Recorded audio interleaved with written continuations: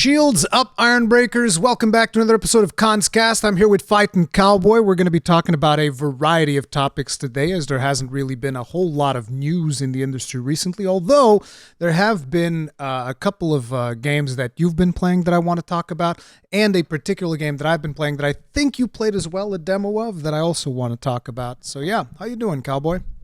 I'm good. I just noticed I don't know if it's your camera, but the shelf behind you looks like it's unlevel. This shelf? No, it's the angle. Yeah. It's fine. Yeah, it's like this behind your head. I'm like, oh no, why did I just notice that now? No, it's because of the angle. Now all the viewers are gonna see it. It's gonna drive them crazy. No, as well. I'm gonna zoom out. No, dude, it's because it's the perspective. It's not like straight behind me, like your background is straight. You're sitting straight. No, I'm not. I'm leaning back. No, but I'm saying the camera is centrally framed on you. It is centrally framed on me, but I'm not sitting straight. Trust me, everything's fine behind me. So it's just some angle fuckery. It's so interesting, the stuff that your ADHD makes you notice. It's like the opening, so I'm sitting there and I'm like, oh no. Oh no, I see it now. Oh god. It's never gonna go away. It's there. What have you been up to in the last couple of weeks? Prince of Persia. Well, so I wrapped up Outer Wilds, jumped into Prince of Persia Lost Crown. Obviously Return to World has been just consuming my life, and then I had a buddy that jumped into Palworld and was like, I played 8 hours off stream and then jumped on stream and played 8 more, and I was like all right, maybe I should check this out. And then I went and did like the same thing. I like streamed it for like 3 hours. Was like, okay, I got to get the kids to bed. Hopped back on stream for 3 hours. Yeah, I've noticed started freezing up. Your like, all right, Twitter. Chat, we're gonna wrap up. Yeah, they killed the stream. Played till like 2 a.m. off stream. I'm like, oh my god, yeah, that's a good sign. We're gonna talk about that. But before we do, there's one more game that I want to ask you, because here's the situation for me. I haven't had a whole lot of time to play since the year started, because most of my gameplay time has went also to Return to World, and then every other time that I have, I'm doing some type of parental responsibility. I need to take care of something for my kids. I need to take care of this, that. There's very little free time, so I haven't gotten to test out some of the things that I want to test out. One of those being God of War Valhalla. Ooh, how was that? It's very good. I want to say it's four or five successful loops to like reach the end.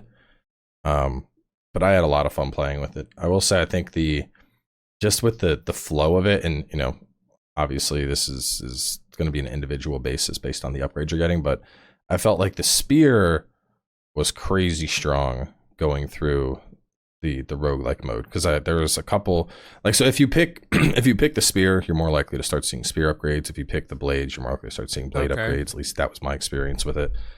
And with the spear, I ended up getting like this crazy throwing build where I would just chuck spears and I was murdering everything. Didn't even have to melee. Just throw the spear, detonate the spear, everything dies. And I was like, this is good. So I loved the spear back in the base game. I remember that. So yeah. Well, it built a ton of impact, so then you end up getting the impact knockdown, and usually get like heal or rage or something. So, but I would definitely recommend checking it out, even if like you don't have time to stream it and it's just like a end of the day, kids are asleep, you're playing before you go to bed. Definitely check out. Yeah, I want to do that one. The situation that happened with me is that because the Final Fantasy DLC came out first, I wanted to do that, but I had to finish Final Fantasy again because I was on the harder difficulty and I hadn't gotten around to that. So it's like in my brain, there's like that thing, you have your thing where you just notice how this thing is off level. My brain just goes like, but this one came out earlier. You need to play this one first and then you get to play Valhalla. And so my brain's just like stuck in that mode now. See, I thankfully I considered going Final Fantasy mode after I beat it. I was just like, I don't have time for this. So I never did. Yeah. Which is good, because DLC dropped, I jumped right in. When Leviathan drops, I'm going to jump right in. I'm like, I don't have time for a full playthrough of 16 right now. That's too much of a commitment.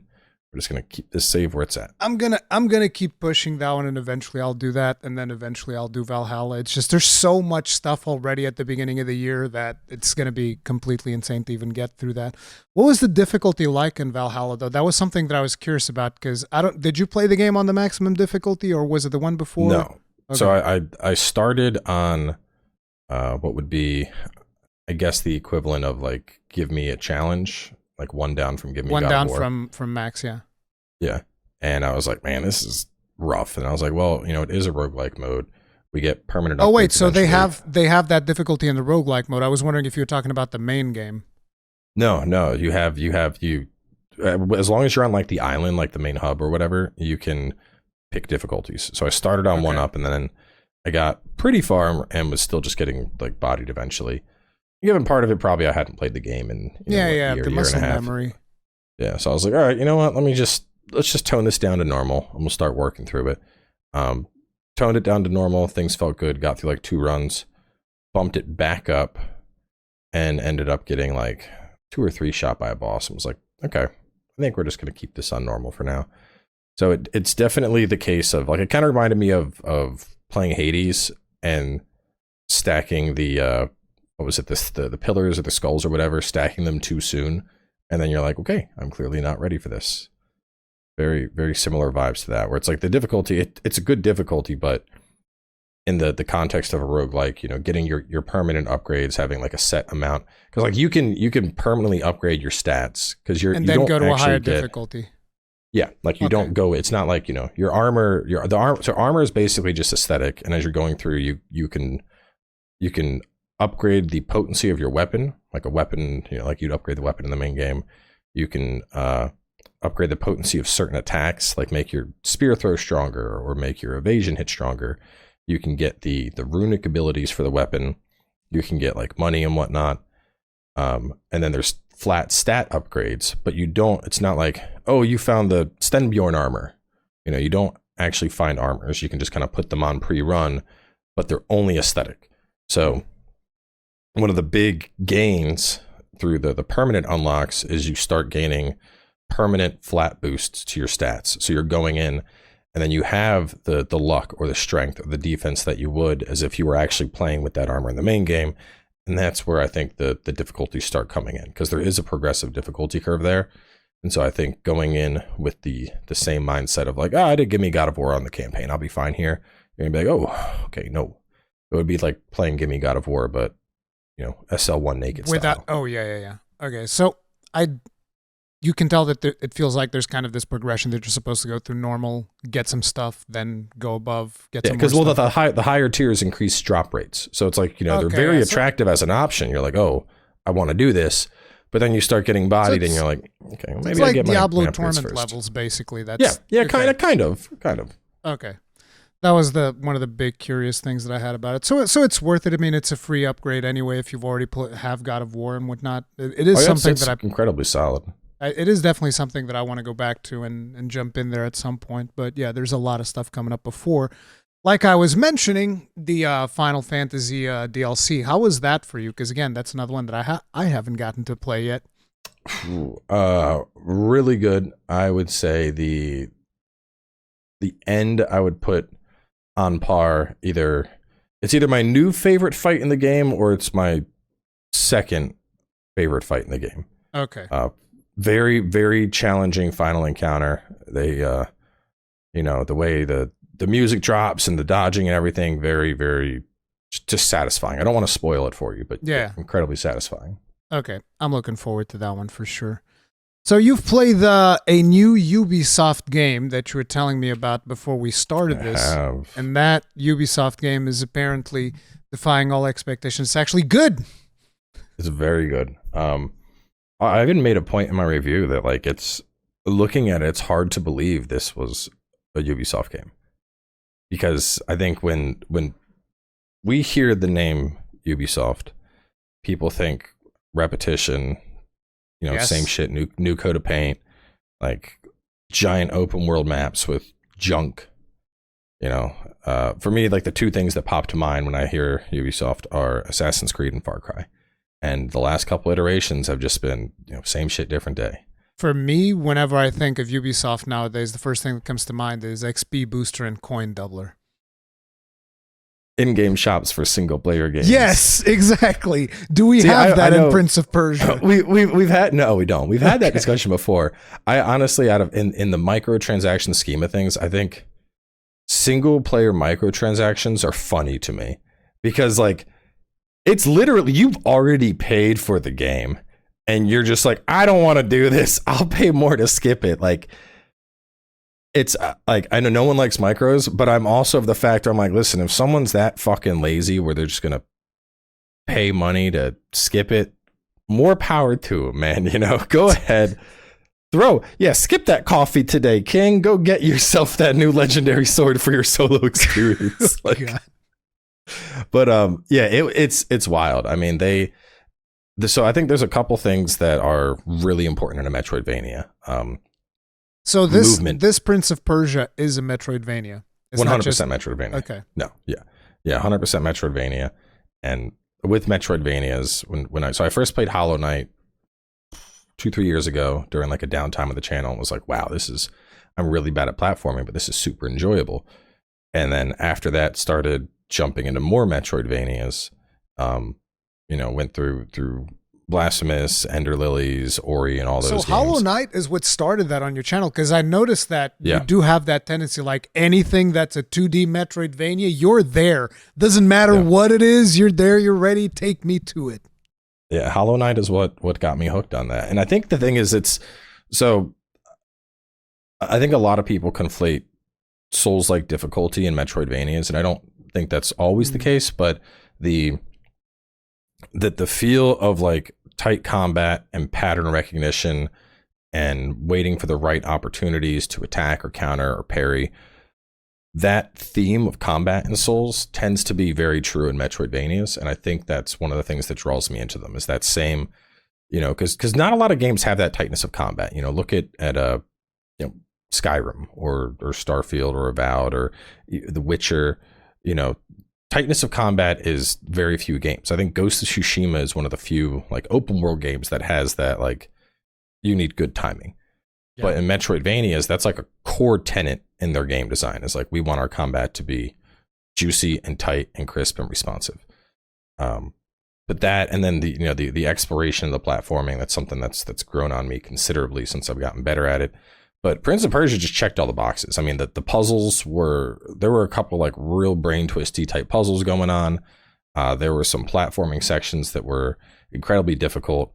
The combo potential of the combat is absolutely wild. There's a dude that he tagged me on Twitter with this clip. How does the combat usually go for that one? Like, what's the basics of it?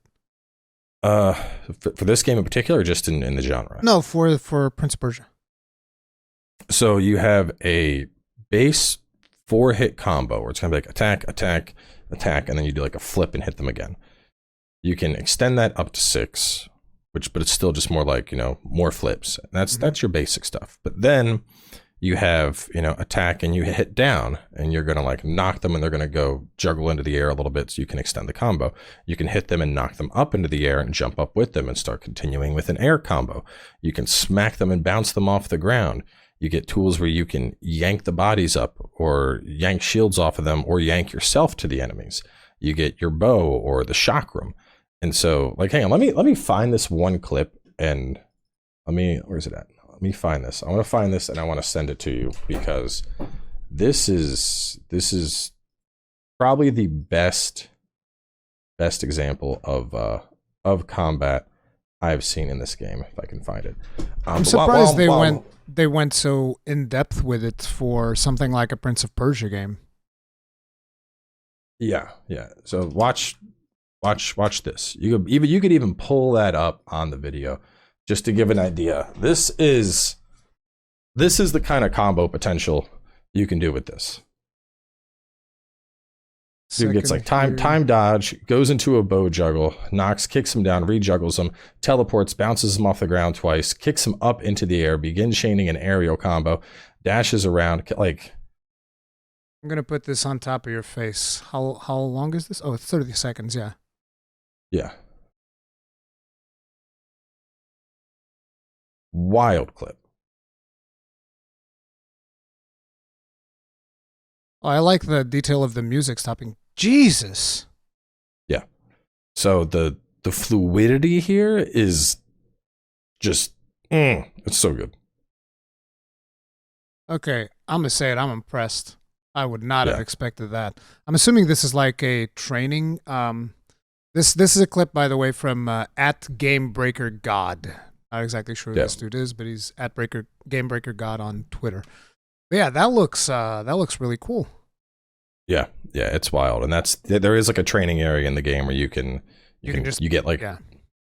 get practice, and there's also like when you unlock a new move, you can go through a little training tutorial to like learn how to utilize it. So the combat in the game just way exceeded my expectations because, generally I think the most recent example that has like really solid combat would be like Blasphemous 2, and I like Blasphemous 2 a lot. 5 out of 5 game for me, but the combat doesn't go that hard.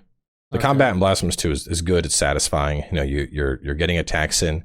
You're building up to your special attack and utilizing that. You have some special abilities that you're able to work into the flow.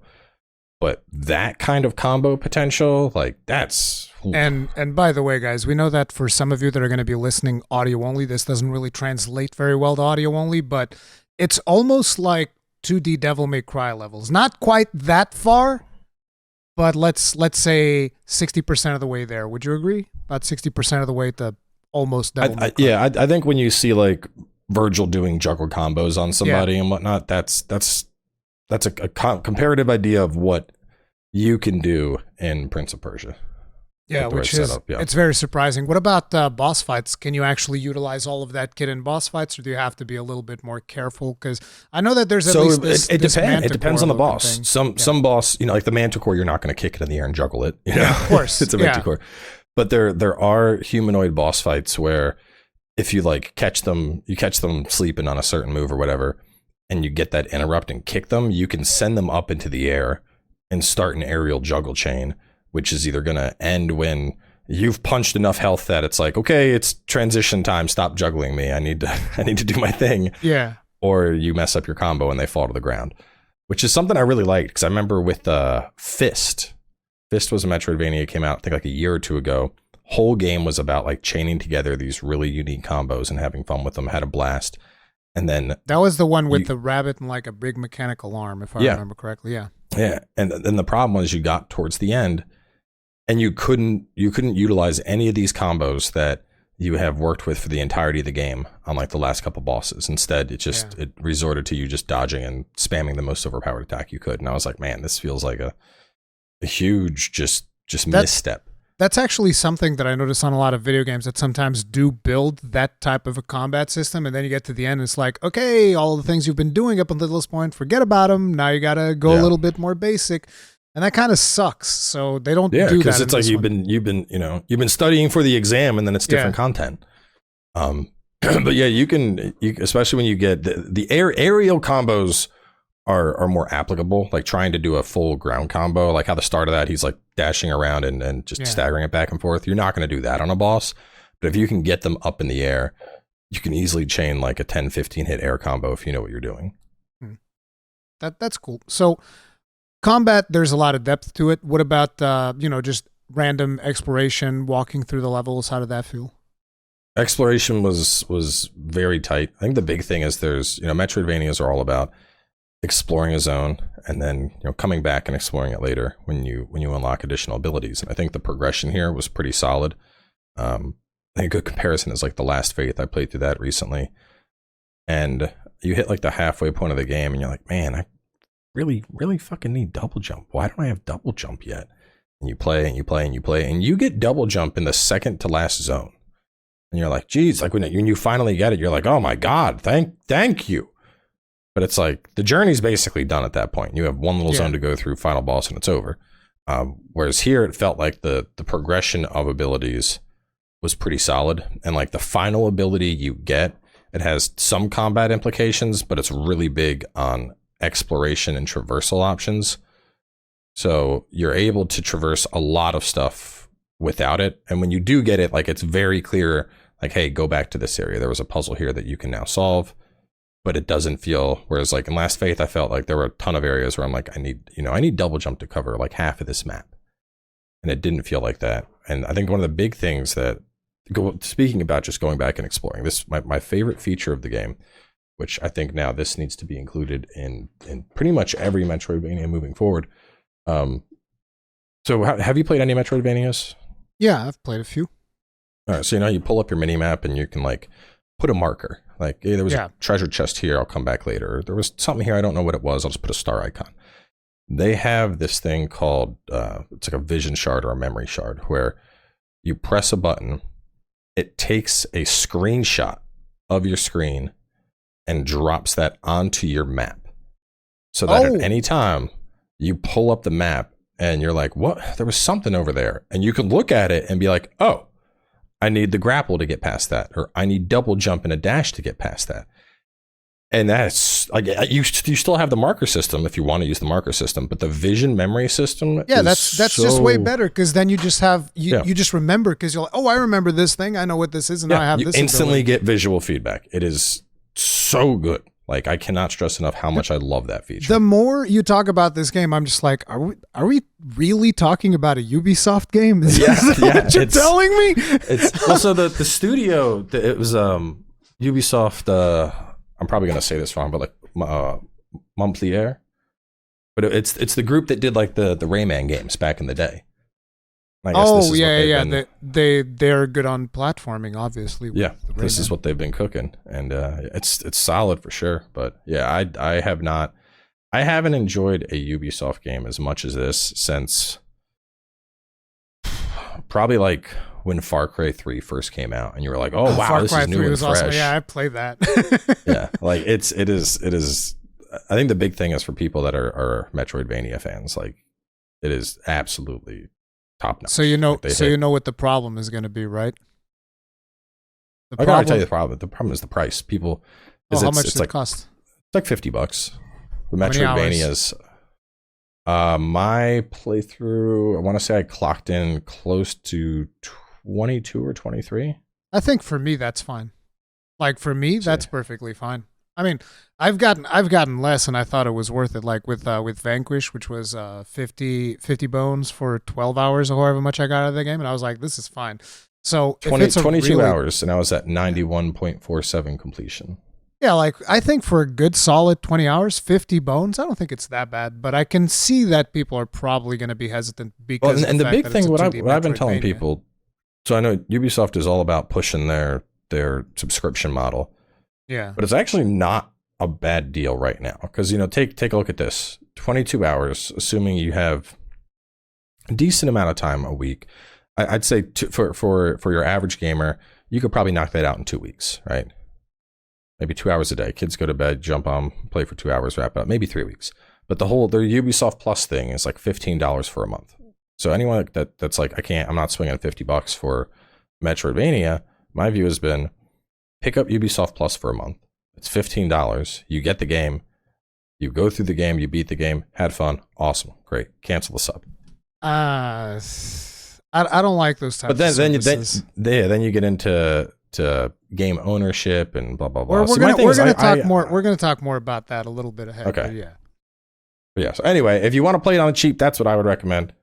But I wouldn't feel bad buying it, because it's just solid ass game. Solid experience. It's like the problem, which is what I was bringing up now, is like, because Ubisoft did this, and apparently they got themselves a hit. It all depends on how successful it is commercially, which I'm not sure if they've even revealed how many units it's sold and whatnot. Because this game came out when? December, right? Or is it only in January? No, this just came out. I think full release was like last week. Oh, okay. It was very recent. So it's actually in January. So it all depends on how successful it is. But I would say, like, if this goes on, because of the fact that it does seem like it's a solid title, goes on to sell like 2-3 million copies, they're just gonna be like, okay, go ahead and make 10 more of those, please. Or if Ubisoft goes away from open world and starts pumping out content-rich exploration Metroidvanias, I'm all about it. Sign me up. Let's go. I will. The problem is that I feel with them is that eventually they just, it starts losing the charm of the fact that this was clearly made by a group of passionate individuals, and now they're going to put them through the meat grinder. It's like, okay, now we got to pump one of these out all the time. And that's the fear that I have. But I'm happy that it seems like it's a good one. So that's a good thing. But, So very quickly, because this one is one of those that it's very hard to talk about. Tell me how the hell can I get started on Outer Wilds? I bought the game already. I already own it. I've tried playing it once, and I have a serious problem with that game, and it's the stupidest thing ever. You're gonna laugh when I tell you. What's your problem with it first? It's a wooden ship. I hate the way that ship looks. It's ugly. I don't like it. Bro, you're a tadpole that's evolved to walk on two legs exploring space. I think you can live with the wooden ship. It's because, like, listen, people were telling me that they thought the thing that was going to turn me off of the game was the controls. But it's like, because you've played Elite Dangerous. I've played Elite Dangerous. Like, these controls are nothing. This is fine. Yeah, I had a lot of people. They're like, oh, I couldn't get past the ship controls. I was like, this is easy. It's like the first, because people even said that. Try docking an anaconda at a docking station. Dude, you have no idea. You think that's hard? I mess up my docking. That's a 500,000 credit. This is easy. But it's like even the thing, because people kept telling me about how the controls were hard and whatnot. The first thing I literally did in the game when I went to space is I just went to the meteor that's like moving super fast, and I'm just gonna land on this. So I just landed on it. Everybody's when I tell people, so the first thing you did was land on a meteor, I was like, yeah, why not? It's easy. Yeah, the comment. So I would say, my biggest spoiler-free tips for playing Outer Wilds would be, so beyond the starter, which is, there's obviously like tutorials in the zone about like how to navigate your ship, do all that stuff. But as you start playing, your signal scope, always follow the signal scope because it's going to lead you to stuff. Always follow it. If you're ever like, I'm not sure where to go, pull up the signal scope, look for a signal you haven't found yet. In the ship, there's like a little map you can check, and that is going to list places you've been with details, normally recapping stuff that is relevant to potential puzzle solutions. And you can also mark stuff on there. So if there's like an area, a specific planet that you want to get back to fast, you can leave a marker so that when you like restart, you can just jump in your ship and immediately go. You're not like trying to find the planet or open up the planet map or anything. You just know where you're going. And the last thing would be to record that bitch offline and don't upload a single part until you're done, because the amount of people that like spoil it instantly. People want. So my thing, I played through. I think I did pretty good. And if I got extremely stuck, I would then look it up. And I had some people that were like extremely upset. And at the same time, I had people that were like in the comments trying to give me the puzzle solutions. And it's like, my view on it is, if I am stuck and I look something up, that is information. I was like, all right, I don't feel I can progress. I need a hint. Let me figure out where to go. That's information I'm seeking versus when you're streaming, Johnny Two Hands, oh, Ruri, you got to do XYZ. You're like, well, thanks for the informational rape there. That's exactly what I wanted. Yeah. Like, Yeah, there is problems with that. So that's one of the reasons why I didn't want it to stream it. I tried recording it once, but I don't know. I think it might just be something that I even won't record, and I'll just play it because I have so many people telling me, because I love the joy of discovery in games, and everybody's always telling me, okay, this is the one game. This is the one. You got to play it. I don't know. I would say if you do play it, if you get stuck, reach out to me.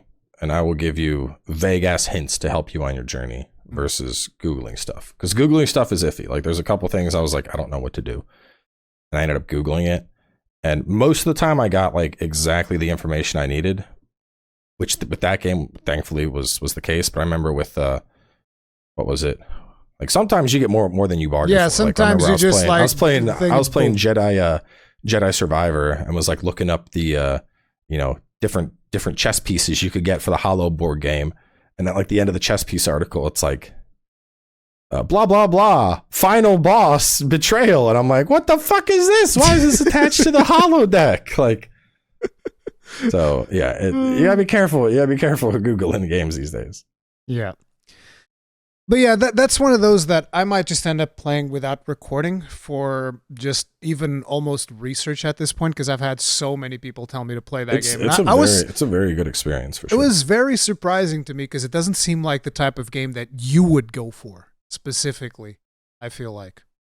I think it was just the time. It was, December. It was a cozy month. It was the holidays, and it's a very cozy game. Like even now, when my youngest won't go to sleep, I take the opening menu theme song and I put it on loop, and I just grab her, and she just goes,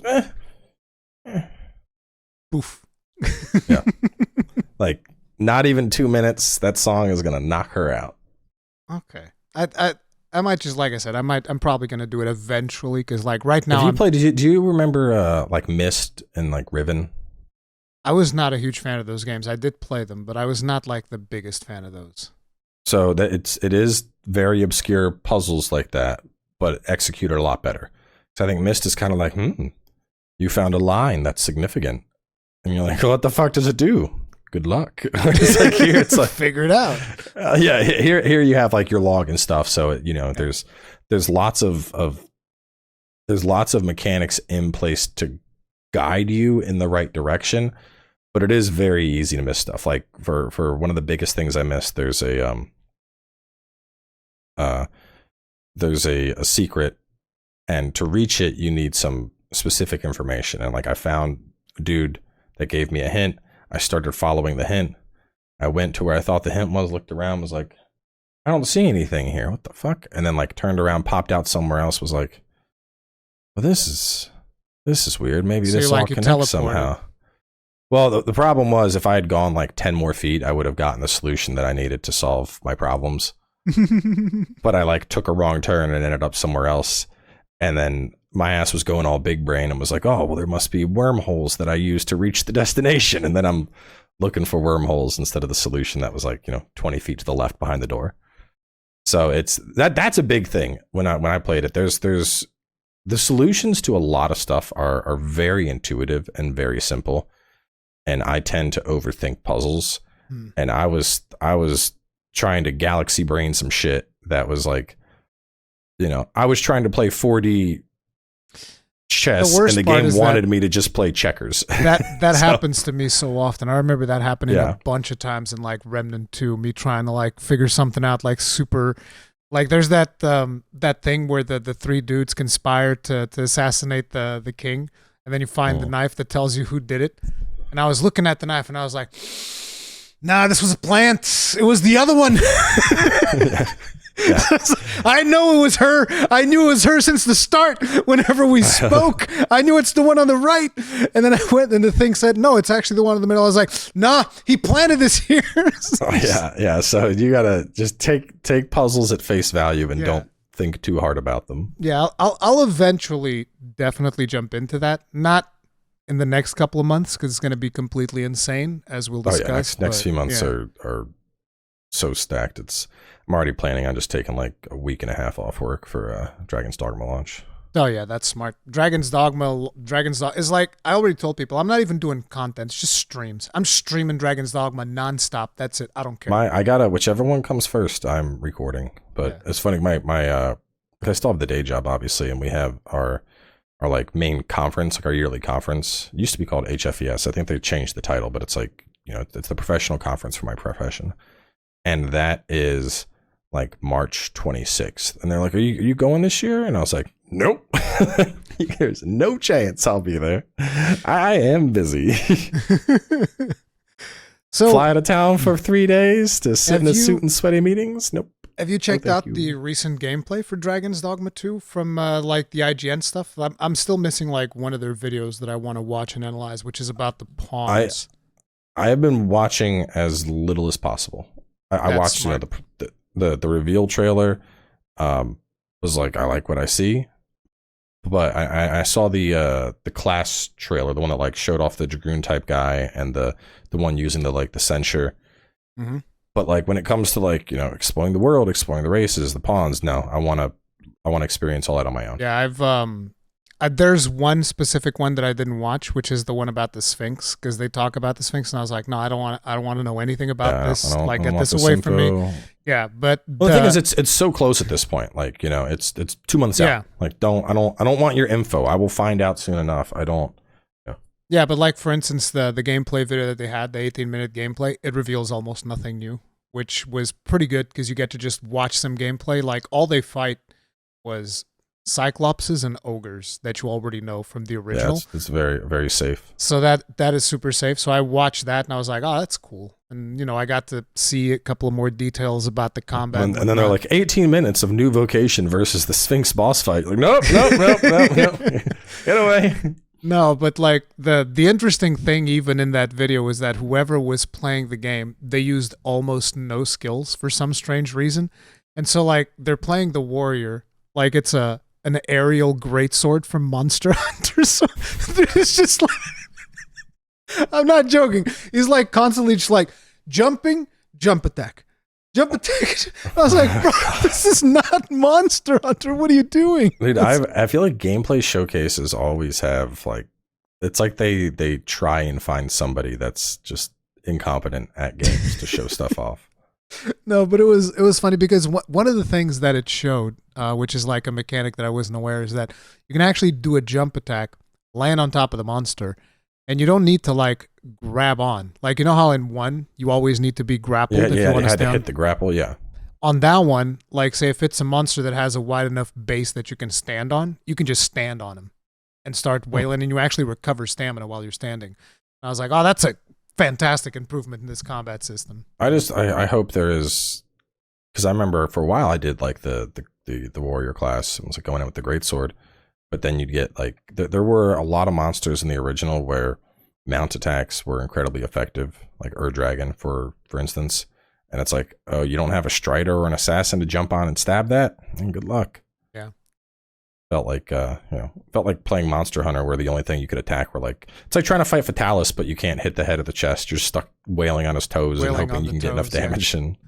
But another thing that they showed was actually the sensor class. So I watched that one too. That one's kind of cool as well. That looks wild. I don't know if I would play it only because it's like, support your party. And I'm like, I don't know if my pawns are competent enough for me to support the party. I think I need to be the big damage. So let me tell you just a little bit of the things that class can do, right? So I saw it can create like illusions and shit and have them fight. I watched the sensor gameplay. What on the IGN footage that they showed? No, there was one. I'm pretty sure it was on the official Capcom channel. They showed a little bit of it, but it's like on the IGN one, they go much more in depth with it. So some of the things that you can do, for instance, your attacks draw aggro from the enemies. So you're not dealing damage, you're just creating aggro, and they're gonna come after you. But then you put an illusion up, and they attack your illusion. Which, if you start thinking about it, it's like, oh, this is really cool because you can clump enemies up together. And then if you have like a sorcerer, he's going to just blast them. Tornado time. But a really cool thing that you can do is, like you said, you can create illusions. So one of the illusions that you can create is like you go up to a cliff and you make it look like there's ground there. Oh. And then you go with your little taunt thing and you put an illusion on top of the fake ground. And the goblins just yeet themselves into nothing. Like when I saw that, I was like, I can't believe this is hilarious. So that was one of the things that I was also in the same train as you are, which is like, I don't know if I would play this because, it sounds fun, support your party, all that. It was the same thing. And then I see the dude just like, oh yeah, and then I made this fake piece of floor and got goblins to jump off of it. And I was like, wait, what? So yeah, that sounds funny, but I would be too much like, oh, there goes all that loot. It does, yeah, and there's also like it requires a bit of setup too, which I'm not sure if you're always going to feel like doing that type of stuff. But yeah, I'm probably. I mean, from what I've seen, I'm probably going to play the Lancer class, the Dragoon or whatever. That just looks really cool. I actually think I'm going to go basic bitch this time, and I might just go fighter. Straight up. I mean, fighter's solid. Fighter has some really good stuff. That's what I'm thinking. But yeah, the stuff that we've seen so far, it's looking really, really good. I'm super pumped for it. I can't wait for it to come out. It's gonna be tight. So, how's Return to World been treating you? Up to Fatalis. Jesus Christ. You went through that thing so fast because I started ahead of you, but the way that I feel like you and I played the game very differently. I go degen hours. Like, dude, it was like, so when I started, 4.5 hour stream, 4 hour stream, 3 hour stream, 4 hour stream, 7 hour stream, 7 hour stream, 5.5 hour stream, 4 hour stream, 4 hour stream. Like I was I was doing like 3 to 4 hour streams every other day, but I was going super slow. I was chatting with chat and just like hanging out. Hey guys, remember how cool this was? I'm not boosting through. I know that you went for like instant guardian set and like let's go defender, boom boom boom. We need to get the Iceborne. I wanted to get back to master rank. I had to go back and start unlocking mantles and stuff because I got through and I was like, I don't have a fucking fire mantle. It doesn't surprise me. Yeah, I was recently. I was going through. I had to get canteen ingredients for like Safeguard and Moxie and all that for Fatalis. So I'm getting that. I got my stuff up. Tell you what, man, Fatalis with Charge Blade is. Oh, you're playing Charge Blade too? Yeah. Well, I wanted to do a weapon that because my go-tos are usually switch axe or dual blades. And I was like, you know what? I've always liked Charge Blade. It's a cool weapon. I want to pick a weapon that I am not as familiar with, but that I really like the idea of. And so I picked my Charge Blade. Well, actually, I picked 3. I did a poll, and so my 3 playthrough weapons were Charge Blade, Greatsword, Hammer, which I feel a lot more confident with Iceborne is so much fun. It's just one of the most fun weapons for Iceborne is Hammer because the clutch claw interacts the clutch claw combos. Yeah. You spunk the head into a clutch claw, into a spin, do the spin to win, into the clutch claw. See, I even turned off Iceborne for my first stream, so I don't have clutch claw at all. So we were playing through with a buddy that had never played it. He made it all the way to master rank, and he had never done the clutch claw tutorial. So I'm trying to get him like set up, get him like master's touch set, and we're fighting Teostra, and it's just me and him. I'm like, all right, I'm gonna go ahead and get a mount, go ahead and weaken it, and he's on the leg, just slapping the leg with the clutch. I'm like, bro, what are you doing? And he's like, weakening it, and I'm like, no, you're not. Use your other attack button. And he's like, oh, and I'm like, you never did the fucking tutorial, did you? And he's like, nope. Maybe.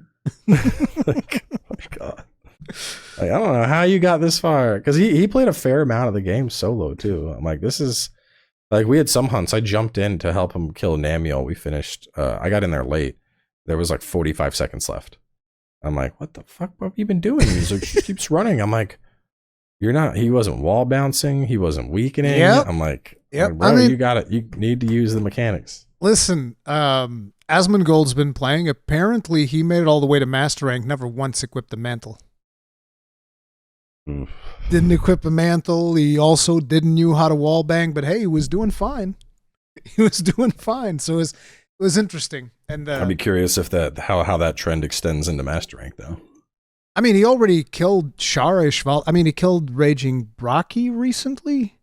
He soloed Raging Brocky, so he's getting there. He's getting there. Is he still like no mantles, no claw? I think he's using the claw now, but I'm not sure. I haven't seen his Raging Brocky kill. People have told me that he killed it, so yeah. I'm just interested. Like, I want him to go and kill Fatalis because I've seen a lot of people say that he's never going to be able to do it, and I'm just like, if he does it, it's going to be so funny. If he does, what is he playing with? Greatsword. Greatsword Fatalis, it's iffy. I mean, you can get some solid damage in, but you don't get a lot. Like I feel like the main Fatalis abuse is when he does his all force flamethrower. You have that good head opening, but it's not long enough for a TCS. Though you might, if you have Slinger, what if you do Slinger Burst? Is it still not? Yeah, enough? that's what I was thinking. That's the only instance I think it might work. Which I think he still doesn't know how to do. Slinger. I don't think he knows how to do Slinger Burst yet. Well, because the big problem with that attack is you have a great window, but when it ends, there's like that lava burst that comes up where his mouth was. Yep. So like that's been my go-to attack for my Savage Axe window, and I have enough time to do a go in advancing overhead slash into a element discharge 2, and then I have to get out because after that, boom, I'm getting flown. It's a very iffy fight with Charge Blade for sure. Like playing because I want blades and Swax to eventually when I jump back in there, I'm gonna be trying to shoot for Fatalis as well with Charge Blade, but that's gonna be much later. So my thing was I finally finished Base World, And I did some of the endgame hunts like Lunastra and all of that stuff. I went ahead and I got rid of some of those. I did the Witcher event, which I was able to keep Puke alive first try with like 1 hit point at the end. He had like you would look at Puke's health at the end. It was like this big. I haven't done it. I've considered doing it just so I stop getting the pop up of Geralt of Rivia is waiting for you. Geralt is I'm not doing this. It's actually fair. I don't know if they nerfed it or something, but it didn't feel too hard. Like I didn't have to do anything special. I just used the 6 health things that they give you, the AoE healths for the Puke. Yeah, well the regular wasn't bad. It's ancient. Ancient Lesham's where but you don't need ancient. No.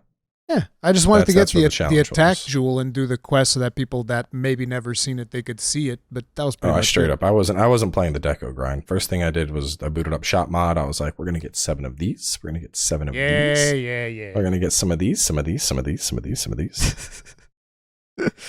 But yeah, so basically, now that I finished World, I was like, okay, we're 2 weeks away from Granblue Fantasy Relink. I'm not jumping into Iceborne at this point, especially because I don't want to play the way that you played. I'm not saying there's anything wrong with it, but I don't want to play that rush game. I want to go through it super chill, super slow, the way that I've been going through it, because I find it to be more enjoyable that way. So because it just depends. My rule of thumb is once I have done a grind, I don't generally like redoing that grind. Like for me, at least the joy is going back through and just replaying just doing the hunts again. And a big thing was playing it with friends who hadn't played it before. But my thing is like, especially because we had the console start, so going from that where we had to farm everything manually and then going to PC where it's like start again. That was already like, they really need to figure out crossover saves, which is something that I'm still somewhat scared of because they haven't figured out the crossover stuff with Exoprimal yet. And that was very surprising for me because I thought that Exoprimal was going to be that one game where we're going to figure out all of this Capcom ID stuff. We're going to be doing cross match play, all of these things. And they got one thing, which is cross matchmaking. But even that, it's just cross matchmaking. There's no, you can't form a party cross-platform still. You don't have crossover saves still. And I'm just like, come on, man. This was supposed to be the one game where you guys figure that stuff out. Like, what are you doing? I don't know why Capcom struggles so much with it when so many of their games are getting it down. So many of their games are getting it down? I'm confused. So many other games. Crossplay. Yeah, okay, so many other games have games. They figured out crossplay, but Capcom just is like they're just on the struggle bus with it. It doesn't make sense to me. I'm expecting them to have that sorted out by the time Wilds comes out. Like Wilds needs to come out for starters day and date. Like that needs to happen. Like no ifs, ands, or buts about it. And it needs to have crossplay minimum. And it should also have crossplay and cross progression. Like if you want to play on another platform, go right ahead, take your save, do whatever. That's the stuff they need to figure out because, there's a lot of games that have already done that. Like Dauntless figured that out, and that was like years ago they figured that out. Wayfinder, which is releasing this year, already figured that part out as well, even though they have other problems, but they do have crossplay, cross progression, all of that stuff figured out. So it just feels like that is one of the things that they definitely have to do. But I don't even worry about cross progression as much because especially now that I have like a Steam Deck, if I get it on PC, I'll play it on PC or I'll play it on Steam Deck. Yeah. But the big thing was with the split release because you go through, you did all that farming in console and then you come to PC and restarting and losing potential decos you had. It's just it's very not attractive. It's like yeah. I don't like doing this RNG grind again. Yeah. This is not, So an interesting thing that also came with Return to World, I'm not sure if you noticed it on social media and whatnot, but a lot of people decided to come out of the woodwork and go like, Rise bad. Dude, I've been very, very strict about that on streams. I'm like, listen, if you don't like Rise, that's fine. You're gonna come in here and bitch about it, I'm just gonna ban you. Don't care. I'm not. This isn't your fucking public pillory forum where you can, I'm here to complain about it. I don't give a shit. Leave. Like, I think both games have things that are great. I think they're both good games. Yeah. Rise is obviously more arcadey. World is more immersive. But like, there's tons of shit I like about World, and there's tons of shit I like about Rise. I've actually recently, I've started doing, I now have like a one strike policy on streams. If I'm playing something and someone comes in and they're just like, this looks like shit, I ban them. I don't even try discussing with them. I don't even ask them why. I just ban them. And here's the reasoning why. I'm starting to want to lean that way too, to be honest. Well, so there's a study that shows something like, it's like 60 or 70% of people don't have an internal monologue. Like there's nothing there, you know? So, and I figured it's those people, because a normal person would join a stream. They'd look at it for a little bit and they'd be like, I don't think this is for me. Let me close this and go watch something else. That's what would happen if they had an internal monologue. But these people that don't, there's just no filter. So they show up and they're like, I don't like this. This looks like shit. Game bad. And so, and I've realized, I'm like, there's no reasoning with these people, because they don't have the mental capacity to have that thought process. So the best thing to do is to just not even acknowledge them. Just ban them. And then they might even stick around. They'll still just be sitting trying to talk shadow ban shit game. But they won't even know that no one's interacting with them, because like I said, the mental capacity is not there. I've started considering that. Like, I don't like doing that as like a rule of thumb, because I do like talking to people and having conversations, but a lot of the times it's just disappointing because they just keep pushing that one, and they don't really have an argument. They're like, this is bad. And then I ask them, okay, but why? Like, I mean, it's just bad. Clearly, the other one's better, clearly. And I was like, why? They don't have an argument. It's just they're not even used to just being questioned why. But why is this thing so bad? Why is this so terrible? And they're just like, because it's bad. And that's my thing. If somebody came in and they're like, man, I really, I played Rise, but I really missed I really missed the immersion that World offers. Like, yeah, that's constructive criticism. Yeah. But I think that the difference is, that's a person you can have a dialogue with and a conversation. But when someone just comes in and they're like, game shit bad, like, no, there's a minimum bar to communication, and they're clearly below that bar, and therefore it's not worth the time or energy, and it's easier to just fucking remove them. Just get rid of them. But yeah, I've actually made a 40-minute video where I tell people, I'm going to tell you exactly which one of these two games is the better one. And it's 40 minutes of me just talking about, oh, I like this thing about this one. I like this thing about that one. Then you get to the end, and the final part of the video just says, they're both awesome. That's it. I really, just in general, I hate comparisons in tier lists. And like, I know I'm like the Souls guy. So at least like once per stream, I'll get people that are like, what is the best Soulsborne game? And I'm like, I really It's Dark Souls 1. Just tell them it's Dark Souls 1. It's fine. I hate, because my thing is like, there's so many games that I love. I don't understand why people are so desperate to compare them. Like, multiple things in a sphere of commonality can be good. See, not everything has to be fucking ranked. That's the thing too, because it almost feels a lot of times people will jump into a stream about a game that they're not fully convinced yet, and then they're like, why should I play this instead of this other one that I've already played 100 times, which is clearly better than this one? Dude. And it's like, maybe because you already played the other one 100 times and you want to have something new. I don't know. Like, I like playing multiple different things. I don't know what to tell you. So I was playing Palworld, obviously, the other day, and this one sent me a little bit. I had a comment. Someone jumped in and they're like, so after the time you've spent in the game, what are the most glaring, obvious flaws? I'm like, I'm not playing what this fucking I'm having fun, okay? Either fucking watch or don't. Just fuck off. I'm not. It's like, you've had how many hours at that point into the game? 4, probably. Like, a lot of times. I too, like, I'll boot up a stream. I'll be like 30 minutes into a game. And people will be like, okay, what do you not like about this game? 30 minutes. We're 30 minutes in. Like, well, I mean, and the thing is, like, at 30 minutes, I do have initial impressions. I have like an internal review of like what I'm liking, what I'm not liking.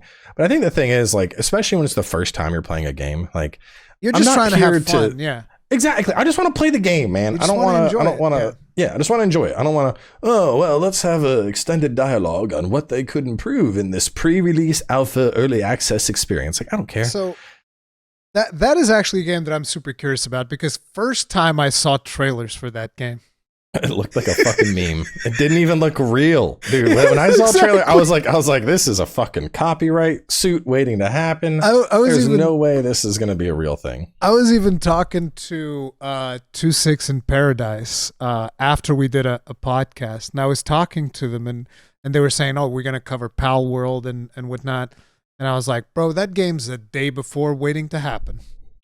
That's what I thought. I thought it was going to be that, because you see the gameplay, and you're just like, man, this just what is going on? This has to be some type of bait and switch. You're not going to have actual Pokemon with guns shooting other. This doesn't make sense.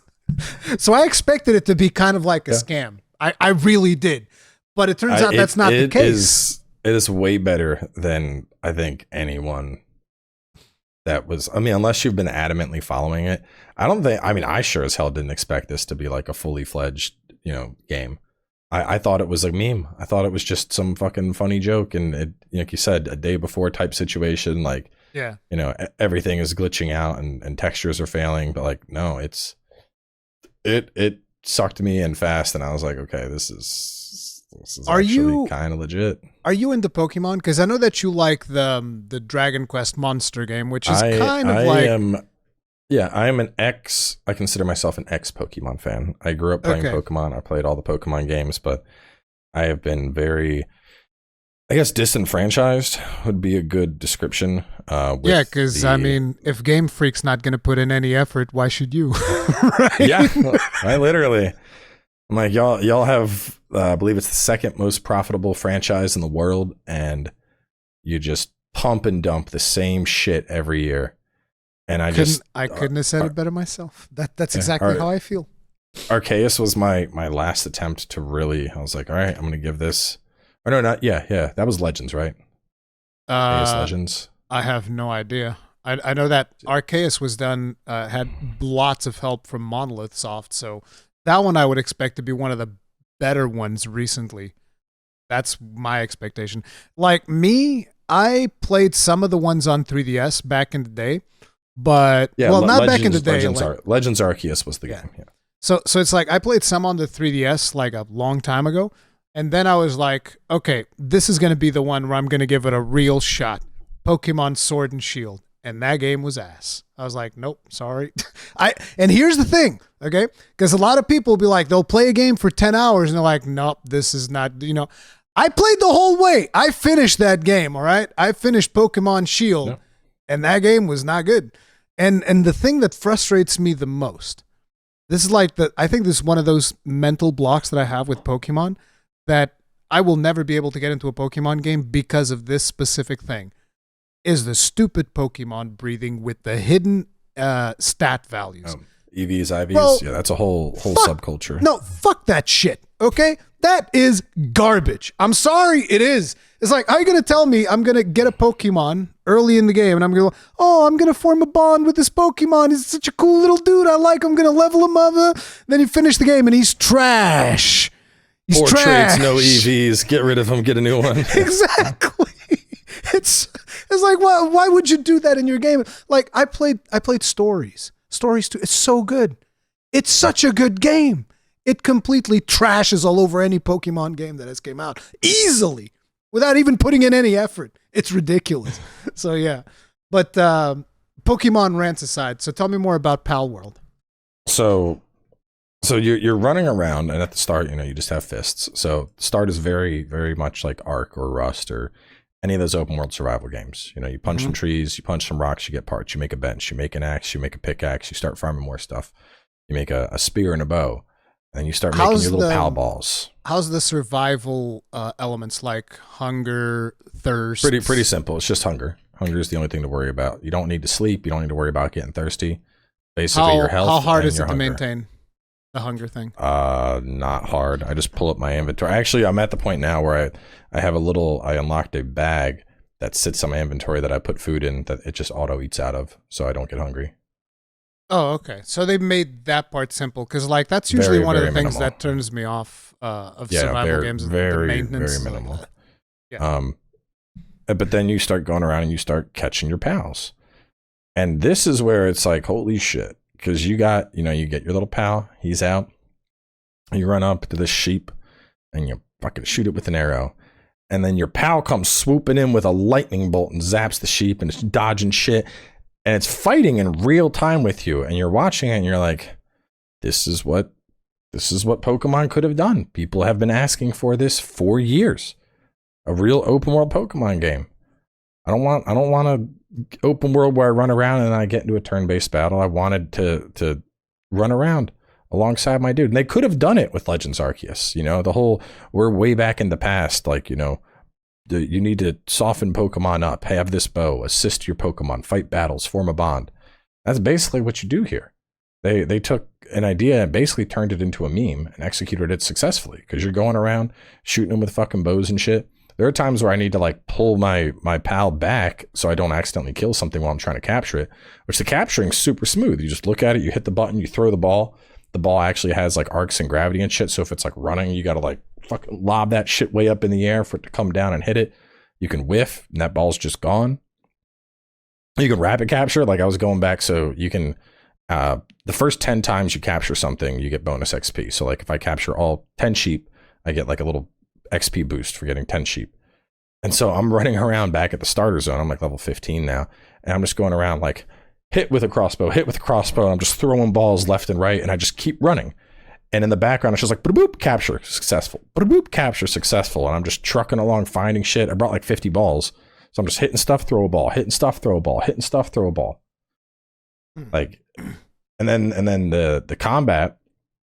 So you have your early on, you basically, the bow is your strongest by far, but you have a spear you can get. The only real use for the spear I have found is if I'm trying to capture something, the spear is very consistent in damage, so I can like get it down to like that, 10% health or less, and then throw a ball safely. Whereas if I'm going to hit it with an arrow, like, oh, I accidentally hit the face and that was a crit and it's dead. So I like the spear for assisting with the capture. You tier up and get, you go from stone to steel, and then you're going to mine more. You're creating your camp, which is very Ark-esque type style. The cool thing about the camp, it's you put the pals to work. So different pals have different things. So like the water type, well, he can work the water wheel. It's going to grind down stuff to make the palladium that you use to make the balls. Or this one, yeah, that thing will manage the little berry farm. It'll farm up this one will plant the berries. This one's going to water the berries. This guy over here, he's going to harvest them and put them in the box so all the pals can eat. It almost becomes like a strategy type thing. It's little like Factorio in that sense. Like you create your base turns into like a production facility. So like if I log on, I have a pal that's going and working the mine quarry. I have one that's working this little tree thing, and it's just farming trees for me. I have another one that's doing the water wheel. If I'm trying to hatch eggs, I have the fire one over there. It's getting the egg warmer heated up to keep that egg warm. I have different furnaces going. The fire ones are getting those fired up so I can have ingots and charcoal working. Like you assign them to your base based on their job efficacy. So you basically remove some of the boring stuff even from survival games, which is to have to do all of those menial, boring ass tasks. Yeah, no, your pals are going to do those, and all you got to give them is a bed and some berries, and making a hot spring is good to help keep them happy, and that's it. They happily would just work. Is the map like static? Is it procedurally generated? Like, what's the deal with it? Map is static. There are like timed dungeons and shit, so that I feel like online, like a dedicated server, it'll be like, this dungeon's up for the next 3 hours or whatever. Can you play offline, or do you have to play on an online server? I think it's online, but I'm playing, like, you can create your own private server that like you and 3 buddies can play on. But I think it's an always... No, actually, no, because I think mine earlier said it was having trouble establishing multiplayer, and so it just put me into an online session. But there's dedicated servers. Yeah, an offline session. But you can play by yourself, or there's like and your dedicated progression servers. Carries over? I don't know. I think if you join From what I've heard, I think your offline character, your main character that you play with, I think if you made a world and I join in, I think you're in my world. Oh, I think I come into your world with my levels and maybe the 5 pals that I have on me, but my base doesn't come into your world. Yeah. And then I believe the dedicated servers are completely standalone. So if you go to a dedicated server, because those are persistent. So you're starting you need to start a new character. Start a new character, build a new base. But I don't know. I haven't tried joining anyone else. So I don't know if it's always a fresh start when you play with somebody. And so you've only played solo so far. Yeah. I don't know if it's like I have a character that's saved on Ruri's world for when I join him or what the case is. But I mean, I've just been playing solo and having fun. I took down the first gym leader. I did my first dungeon. Found a world boss and captured it. I've just been running around with my pals. Performance-wise, how's it been for you? It's smooth, like 120 FPS. The game's not graphically intensive at all. There was a video of somebody playing on like a 1660, and they were hitting like 60 FPS or something. Jesus, 1660, that's a really old friggin' card. Damn. So they optimized it well on top of it. Like I'm just waiting for like, where's the bad part that I'm expecting this game to have? I know there's weird. There's multiplayer issues going on today, but I think that's just launch day servers are getting of course. They're slamming those. Yeah, but yeah, like I said, I absolutely thought the game was going to be a fucking meme, and then Moxie was talking about like I played 8 hours and then 6 more, and this game is a problem, and I was like, all right, let's see what it's all about.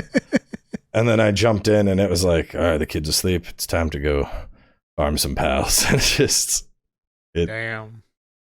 And then we got Enshrouded coming up in like a week too, which is another open world survival game, but with like dungeon delving mechanics and I was thinking about potentially checking that one out, but right now I don't know because again, there's the whole. See, I get hooked on those games. Someone in chat was ripping on me the other day. They're like, "You just spent an hour building a fucking fence," and I was like, "Listen, this fence needs to be just right.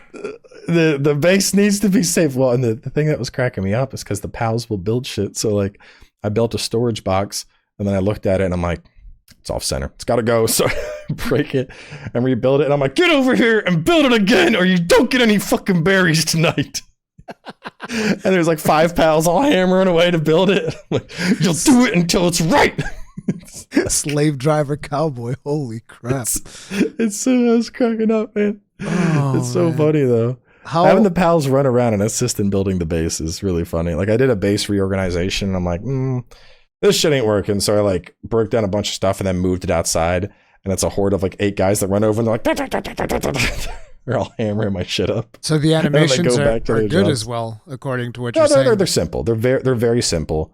There is a little bit of jankiness. Like, building has some jankiness for sure. Yeah. Like I was having issues with stuff clicking in, like attaching the floor to the floor. I've noticed some pathing issues. Like I had a grinder that was like right next to the tree in the mine, and then a box so I could deposit stuff because they would grind up like 800 wood, which is too much for you to move with. And I wanted to like pick it and put it in the box. And then I noticed that it couldn't path to the grinder. So I just like broke down the grinder, shifted it somewhere else, that's really nice. There's no move feature yet, but if you disassemble something, you get all the materials back, and then you can just rebuild it somewhere else. So that's cool. It just feels like it's got a lot of quality of life from the stuff that you're telling me. So there's not a lot of downsides to messing up. So you can experiment. Yeah. You can click on a box and just press one button and it shoves all the shit from your inventory that matches what's already in that box, which is nice. Though you still need to do, like, there isn't like a magical sort, which just empties all of your inventory into its applicable box. You have to go box to box to box. The biggest thing, there's definitely some like model jank, like when my guy's like holding a pickaxe, his like arm is clearly clipping into his body. But I mean, it has that like custom arc body where like my dude has like propanol type arms and a giant chest. My dude looks fertile. He's thick as fuck. So, the arms are like clipping into the body and shit, but it's like whatever. It's early access. It's day one. How much is it? $30. I mean, if you're into that type of survival game and you like Pokemon, it seems like it's pretty solid for what they were showing. This feels like, I think the big thing is it feels like a Pokemon that was actually made for adults. Like some of the descriptions when you catch the pals crack me up. Like I found one, it's this like it's like a darkness poison type thing. It's like dreamy or drowsy or I don't know, some shit, I don't remember its name, but it like floats around and it can like put stuff to sleep. And the dialogue was like, well, this pal uses it sings a song that puts its enemies to sleep, though often the sleep is the final thing they have in their life. Oh, it's the euthanasia of a pal. Okay. Fantastic. Oh man, that's that's interesting. Yeah, there's like a weird toucan chicken looking thing. That's the cool thing is the pal abilities. There's certain pal items you need to use them. But like there's like special gloves I can get from my like toucan thing, and then when I get it, I can hold it and shoot eggs out of its ass that work as grenades. Yeah, I've seen that one on a video somewhere where they're just like shooting that, and then he also showed a rocket launcher that fired explosive penguins. Yeah, there's some shit in there. That's I think what's so much fun about it, dude, because there's so much like when you see what's essentially a fucking Grookey holding an AK-47, you're like, this shit's not real. But like exactly. Playing it, it's actually like, let's go. Pull out the gun, monkey. It's time to go to work. See, but that's the thing. Like one of the things that I was even wondering is with the rocket launcher that fired penguins, I was like, so is that penguin dead? Is that what happened? Do you catch like 50 penguins and that's 50 Everything shots for your rocket launcher? Everything is supposed to fall asleep in the game. I don't know how accurate that is. I think the funny thing, so before I got my gate up, shit would just like wander into my base. And if you shoot it, every single pal that's in your base would aggro on it. And so I had like just last night I was playing and I left one of the gates open and one of the little level 4 penguins waddles in and I'm like, looks like I need some ice organs. So I shoot it with a bow and everything, all the elements are flying and hitting this thing. Just boom, boom, it just gets blown up. And I'm like, you fucked around in the wrong camp, Pengy. Give me your shit. Oh, it does sound really fun, but I usually don't play a lot of survival games, so I don't know if I'd be into it. See, that's my jam. I know that's your jam. Spending an hour building a fence. Sign me up, baby. That's all I need. All right, so Palworld is actually looking a lot better than anyone could have predicted, and probably a lot better than it has any right to be for something that just looked like a friggin' meme. I've even seen news articles where the developers are saying, we would like you to know our game is not a scam. Like there was actually a news article that said the developers would like you to know their game's not a scam. I was like, wow. It's a real game. It honestly, it feels almost like a fever dream playing it. It's just something around. that you wouldn't expect. No, not at all. I did not expect it to actually be like a fully fledged. It's basically like Ark meets Pokemon meets Breath of the Wild. You have like the stamina-based Breath of the Wild exploration and your glider and you're running around catching stuff, the building and the leveling with like the tech tree, very Ark. Like, I mean, there's ideas that are obviously just ripped straight from other games. And you'd think like this is going to be a cash grab, but like, no, it's a fully fledged game that just yoinked ideas and was like, we can probably do this better. Fucking did. So I'm like, I mean, in all honesty, it's not particularly hard to do something better than Ark. Okay. Yeah. It's not hard. I think that's what makes it good is they took a lot of established ideas and they were like, let's just mash this up and it looks like it would be dumb fun, and it turned out to be dumb fun. It's surprising. So I want to switch us up to something else. Have you been hearing? I mean, when I say hearing these rumors, I'm more like, have you been seeing the Twitter storm that Ziostorm keeps Oh God, yes I have. Yes I have. Jesus Christ. Trailer upload date. Trailer up. Like, dude, oh my God. I'm like, Jesus Christ. I mean, that man like, is suffering. All right. They like. That's their thing. They're like the fucking Sherlock Holmes of Elden Ring updates. But I just honestly, I just quiet all that stuff out. I'm now in Zen scared. mode. I'm so scared. I'm not scared. I'm in Zen mode for Elden Ring DLC. When it is announced, I will take that announcement when it comes. I'm not gonna. I already know I have games on deck. I'm not gonna stress about it. I feel like there's. I don't think FromSoft will try and release it. See, I wanted they released it on top of Horizon Zero Dawn, but I feel like, and maybe this is just me reaching. You mean Forbidden West? Yeah, for Forbidden West. But I feel like since Rise of the Ronin and Dragon's Dogma are already in March, and those are coming from Team Ninja and Capcom, both predominantly Japanese companies, I think FromSoft will look at that and they will go, we are not going to release our game in March. We will push it to April. And so if suddenly we get a surprise DLC announcement, my hope is that, hey, it's a trailer and they're aiming for a April or May launch. I don't think it's actually going to happen that soon, but I don't think they're going to drop it on top of all the other releases. I think they'll push it a little bit because they've already waited this long. I don't know. It's like, because the thing to me is always, that's that fiscal year before the end of March. Before the end of March is when stuff gets released from Japan, and I'm just, bro, please don't do me like this. Yeah, I have so many things already on deck. I really don't want you to release it now, please. I just, like I said, I'm just going to stay zen. It will not happen then. It will be later.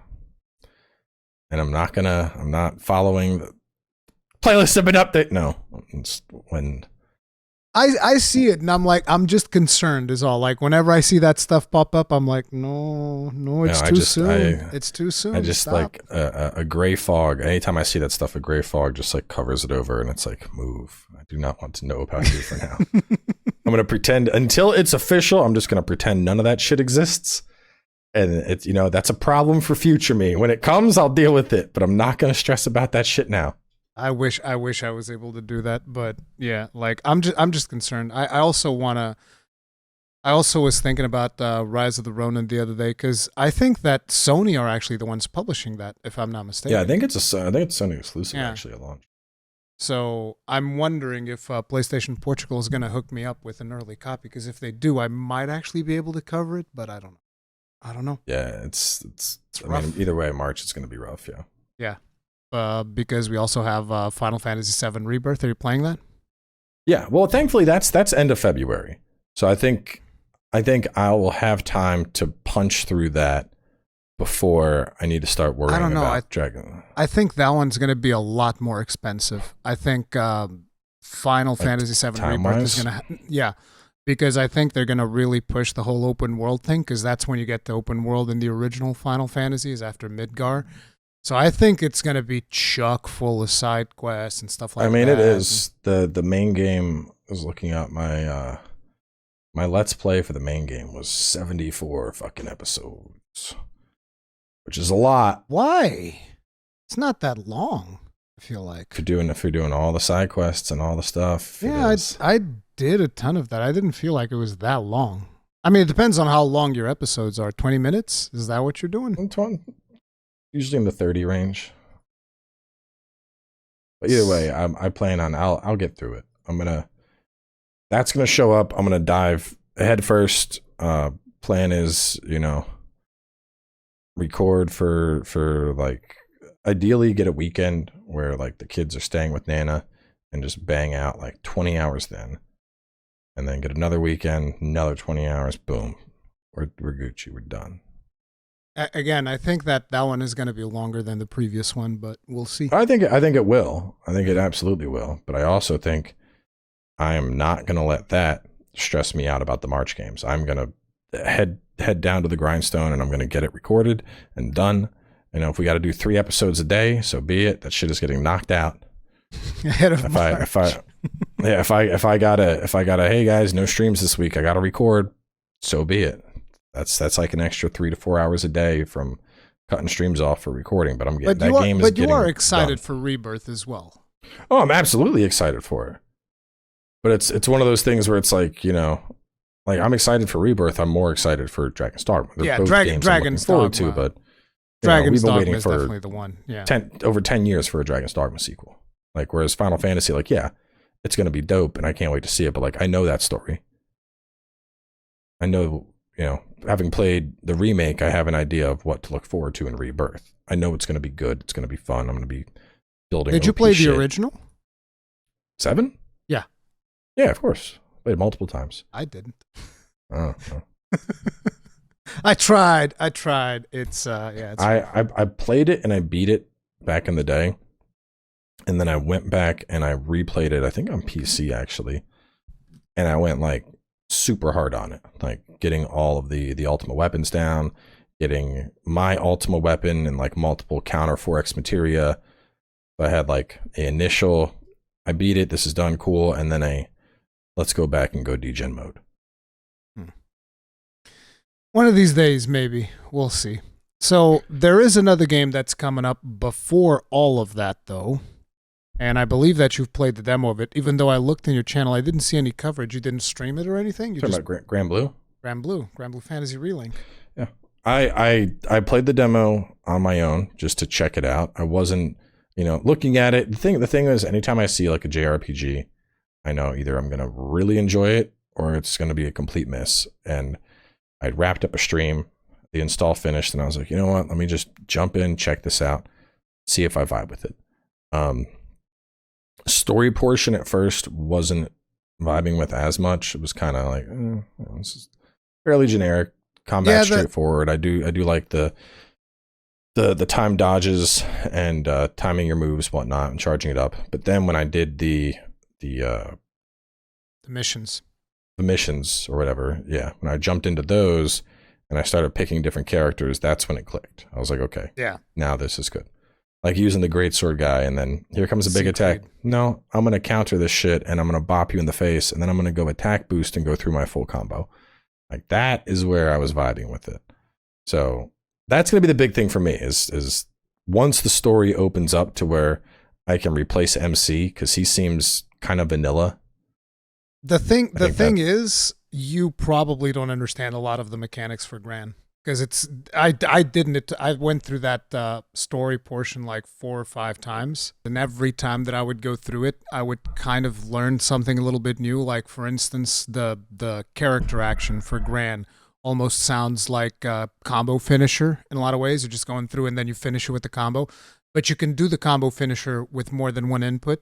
And then on top of it, when you do the combo finisher, you can also at certain points keep the button pressed and it will do a charge attack and it will charge faster. So there's a lot more depth to that character. Well, no, I mean, I got that stuff. I was, finishing my combo and then charging that up for the big hit. I usually finish my combo, go for the defense down, then charge that up for the big hit. So I was hitting that stuff. I just think it's nothing against. Is his name Gran, the main character? Yeah, Gran or Jita if you play the female character. Okay, so it's nothing against Gran. It's just that greatsword dude and katana dragon lady, and yeah, they had some cool shit. I was very surprised with the character that vibed with me the most. You're gonna laugh your ass off. It was the little mage lady, little mage girl. No, she's not a mage. She's got a big sword. She's got like the Moonlight Greatsword, dude. Oh no, yeah, the little short. She's like a little elf paladin or something, or a gnome paladin, or yeah, I know who you're talking about. Yeah, I didn't play her. Insane. Like she starts, if you just start mashing her attack button, she goes like, dum, dum, dum, dum, dum, dum, dum, dum, dum, dum, like super fast. And then when the boss is coming at you to hit you, you press triangle. And she jumps in the air, counters, and then like starts coming down like chain blade mode almost. And then you get to the ground and you just keep going. It's completely insane. Yeah, I played Gran. I played the dual wield ice guy. He was Lancelot. Yeah, played him. Didn't vibe with him too much. Played the katana dragon lady. Her setup, like building up. Yeah, I liked her. I played Greatsword Man. I really liked him. Siegfried. And then I played the Dragoon girl with the lance. Zeta. She's also really I liked her. Yeah. Those 3, I was like, I didn't go through every character. I played those 3 and was like, okay, this is enough that I'm sold. We got some characters that I really enjoy. I'll experience the rest of this at launch. Yeah. I think that's smart. I spent 20 hours in that demo because I wanted to max rank all of the missions to see if there was anything secret there. So yeah, I was busy getting up for Fatalis. Yep. But yeah, I played the crap out of that. I really liked it. I think that game is going to be a situation where I don't think that going through fights is going to be hard. Like, I think anybody will be able to beat the game relatively easily. I think the big challenge in that game is going to be getting the S++, which was the harder thing to do when I was trying to do that, because it's like, okay, you got to kill this thing without going into critical more than once. On top of that, you have to do it in less than 3 minutes. Yeah, less than 3 minutes. And then that stuff. Multiple part breaks or whatever. Yeah, that stuff was rough. And I had to do it in multiplayer, even though I think I could have done it single player, but you can't rely as much on the AI as I would like, which is also a good thing, because I was wondering, considering that you're going to have all this AI, how good is the AI? Because the AI looked really good when I initially played with it, but players are just Well, they did a good better job chaining the attacks. Like, yeah. You do your chain attack into the next chain attack, or the link attacks, excuse me. Chaining all that together, it seemed like they were competent enough. But having players in your party is way better if they know what they're doing. They'll still greatly outsurpass the AI. So that was something that I was hoping for. And I also watched the showcase for it, so I know a little bit more about the actual mechanics and the grind. So here's an interesting thing that you probably weren't expecting. So you're not really going to be crafting armor in that game. You're going to have those sigils that you probably equipped, right? You mess around like with the sigils and whatnot. Attack, crit, all that stuff. That works kind of like the armor in Monster Hunter, essentially. But you're also going to be able to craft weapons. And the way that weapons work is that, you know how you're going to have this mastery tree. That's kind of like a progression thing. At the end of the game, you're going to be able to put points into everything on the mastery tree, so you're not going to be doing builds from your mastery tree. But every time you craft a weapon, you unlock a new path on the mastery tree.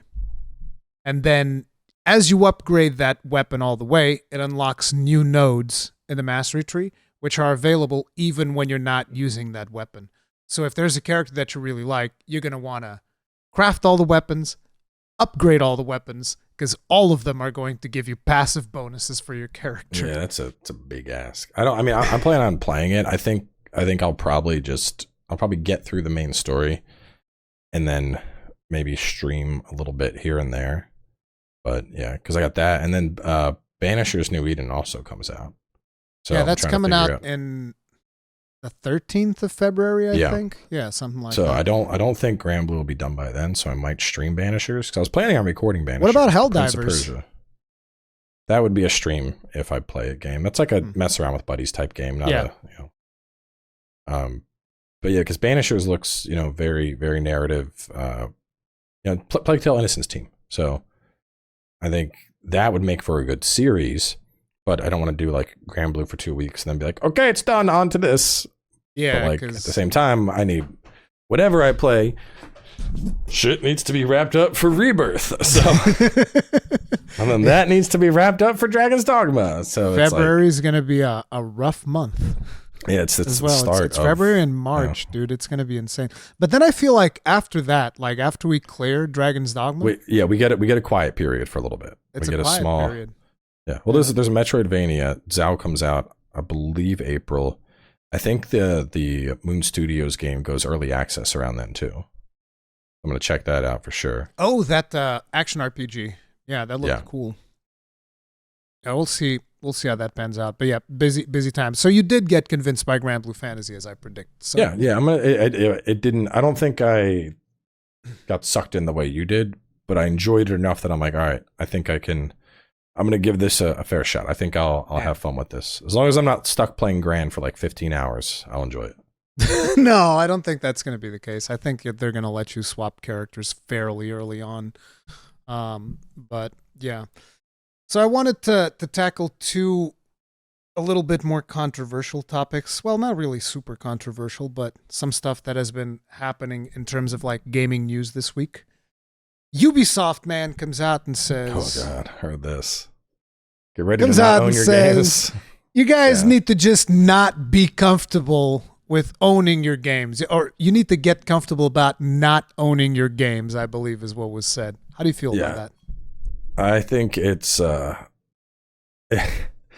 it honestly, it's there's this thing where like a studio will do something great, and then the like CEO Prince of Persia will cause them to shit their pants. Yeah, Prince of Persia, banger game, great reviews. CEO comes out, you're all smelly shit. I don't think it's the CEO. I think it was some other dude. I'm not exactly sure. No, it was somebody. It was somebody really high up in the company. Yeah. Let me find it.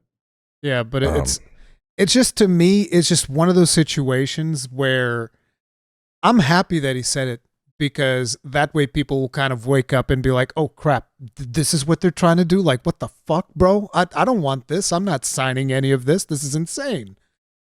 But yeah. Ubisoft's director of subscriptions. Digital is the future, of blah, course, blah, blah. Director of subscriptions. There you go. Yeah.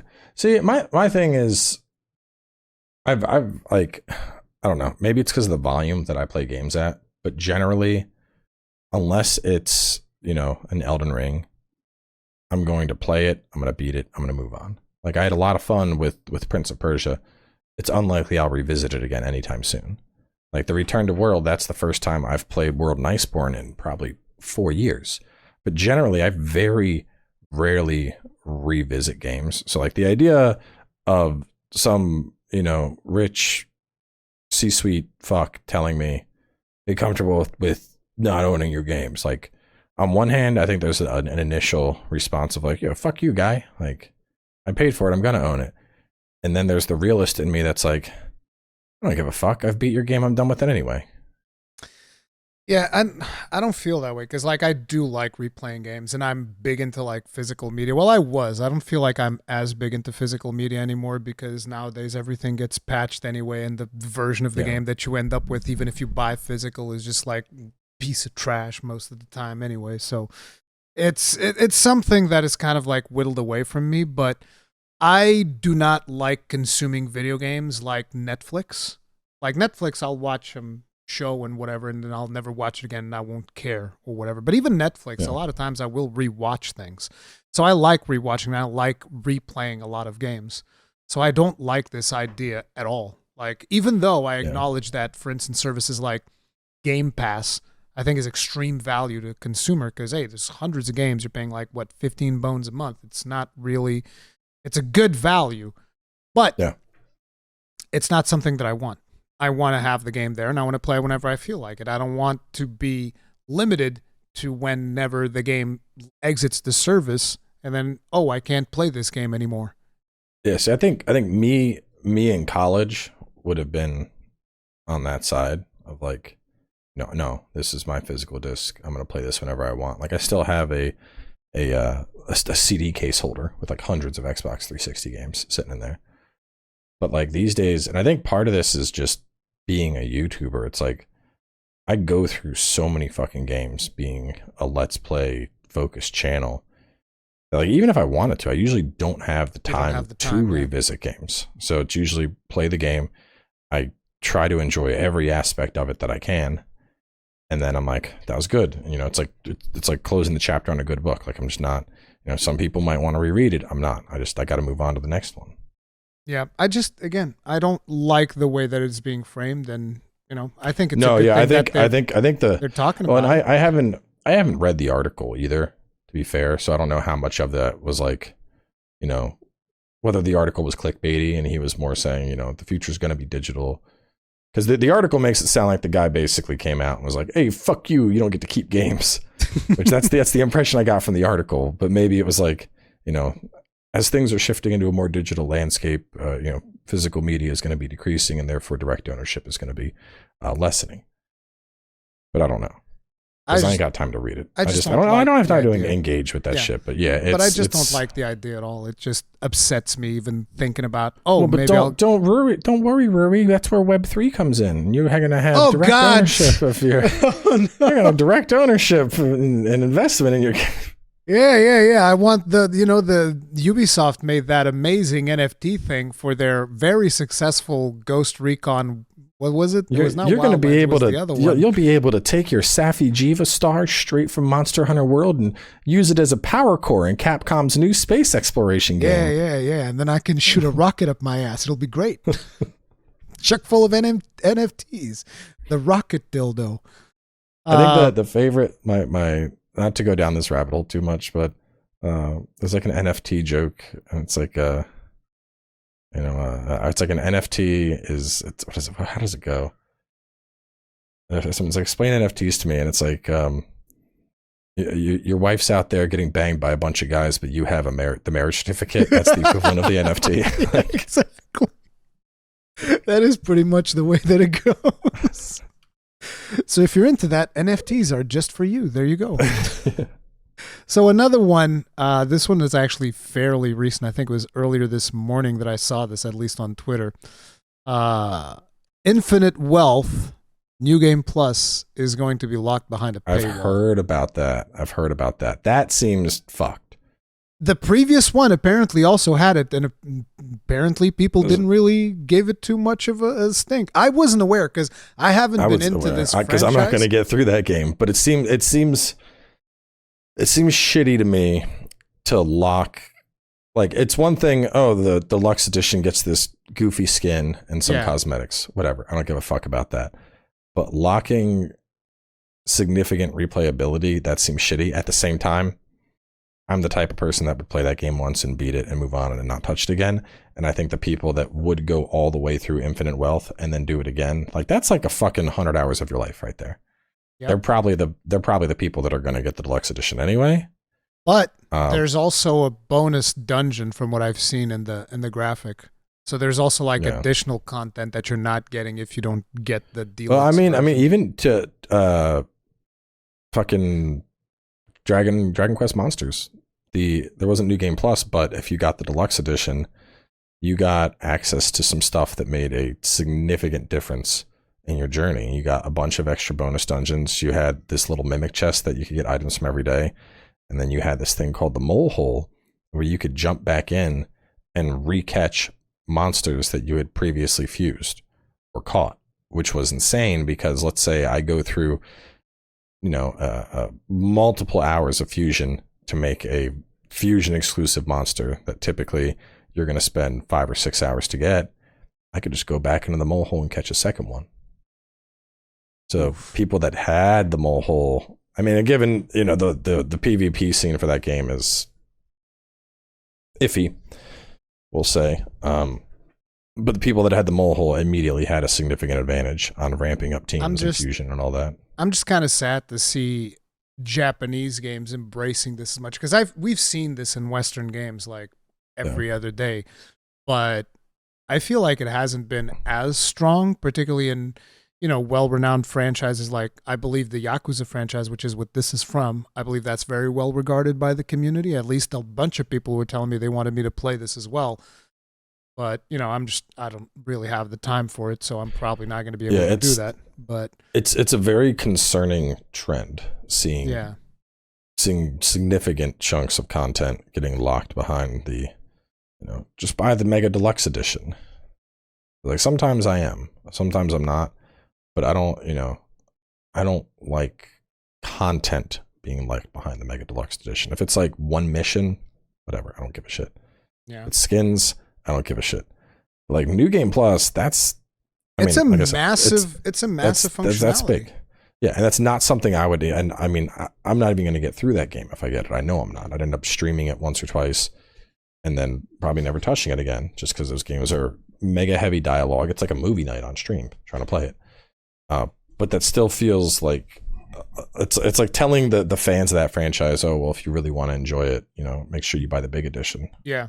Give us more money, basically, without it's give us more money without telling you directly give us more money. It's like, we're going to take a couple of these toys away from you, and if you want these, make sure to give us more money, which is, I just think it's terrible that they're doing that, and it's a slap in the face of that fandom. But people are willing to accept so many things nowadays that I'm not surprised that they're not even going to get that much pushback from this.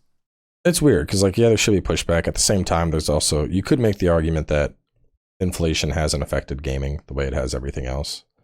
Like we look at, games were like fucking, you could buy Doom for N64 and there's Toys R Us ads pricing that in at $60-$70. I was like, you look at inflation, games should be, it should be like 100 plus. At the same time, you can make the argument that, you know, even if they were that much, that money isn't going to the devs. It's going to the pocket of some rich fuck like Bobby Kotick. So it's just a messy situation all around. And there's also, I don't want to get too deep into that because we could spend like 2 hours talking about this easy. Yeah. But I think that there's also a counterpoint there, which is the tools that you use to make games nowadays are so much more evolved that in a lot of ways the process of making games is also much more streamlined if you know what you're doing. So yeah, but I mean, the content is so much higher now. Yeah. And look at, and the big thing too is games these days are never released as just a standalone product. You know, back in the day, you bought that cartridge, that was it. I remember I had a good example. There was a Berserk game for Dreamcast, and like depending on which printer did your discs, some discs just could not get past Zod. The Zod fight would consistently crash 100% of the time. Oof. And it was like, tough shit. It didn't luck out. And there was no fixes. But these days, games are going to come out with the day one patch. There's going to be more patching. There's probably going to be a content update somewhere along the line. Like we never see, games aren't released in a closed loop ecosystem now. They're always fucking evolving. I mean, and eventually, well, I shouldn't say always, they do, like, you know, World has stopped evolving, but like after years of additional content that was added to it. It's just one of those things that it's just a weird situation that we're in, and it just feels like a weird transition period, and feels like a lot of companies are trying to get as much out of it as they possibly can. Yeah. I'll be curious how long it's sustainable. You know, this loop of overworking, underpaying devs, steadily increasing the price of games, like, and then just removing them from their job too. Just like, oh yeah, it's just massive layoff. There has been at the start of this year, I've seen at least 3, 4, 5 different news articles of a bunch of more rounds of layoffs. Yeah, they're just getting rid of a bunch of more people, which. What the hell? And in the meantime, the fat cat's at the top. The fat cat's at the top. They're like, oh man, friggin' legendary profits. Here we go. It's amazing. Yeah. It's all good. Business something's going to break at some point. Oh, yeah. 100%. But yeah, that's two of the more controversial things. So I guess we could talk a little bit about the Xbox stuff that was announced yesterday. You just got a brief little recap ahead of the thing. How was your feelings on Avowed so far? So it's obviously very Skyrim vibes, but I think from what we saw, basically just Skyrim evolved. It looks like they took that template, that idea that we see in Skyrim, in Morrowind, in why am I forgetting the fourth game in the franchise? Oblivion, right now? Because it's Oblivion.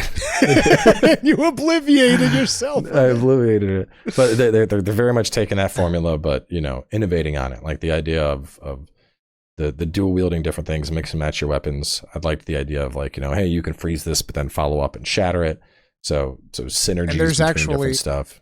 There's actually something that I don't know if you saw this when you were doing the recap, but like what you can do with the weapons, according to the developer said, is you can have specific loadouts in your character, and you can swap those loadouts on the fly. So you can be sword and board, and then suddenly your enemy moves away, and you can just, dual pistols now, and you blast them. Or you can swap midway. Oh, actually, I'm a spellcaster now, and freeze somebody, and then swap into something else. I hope it's good. I will say, Obsidian's, they did Outer Worlds, right?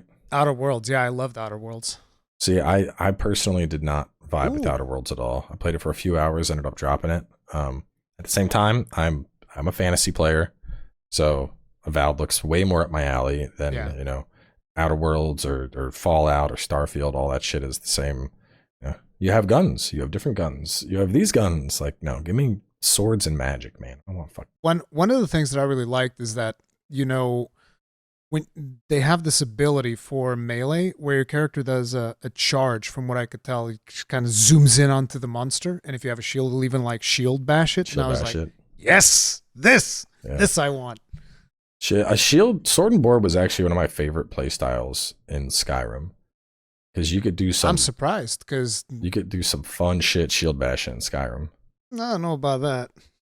I mean, I don't know. It's hard to remember what you probably were doing that with experience mods. was like. I probably. You can do some fun things with shield bashing in Skyrim. I'm like, no, I don't think you can.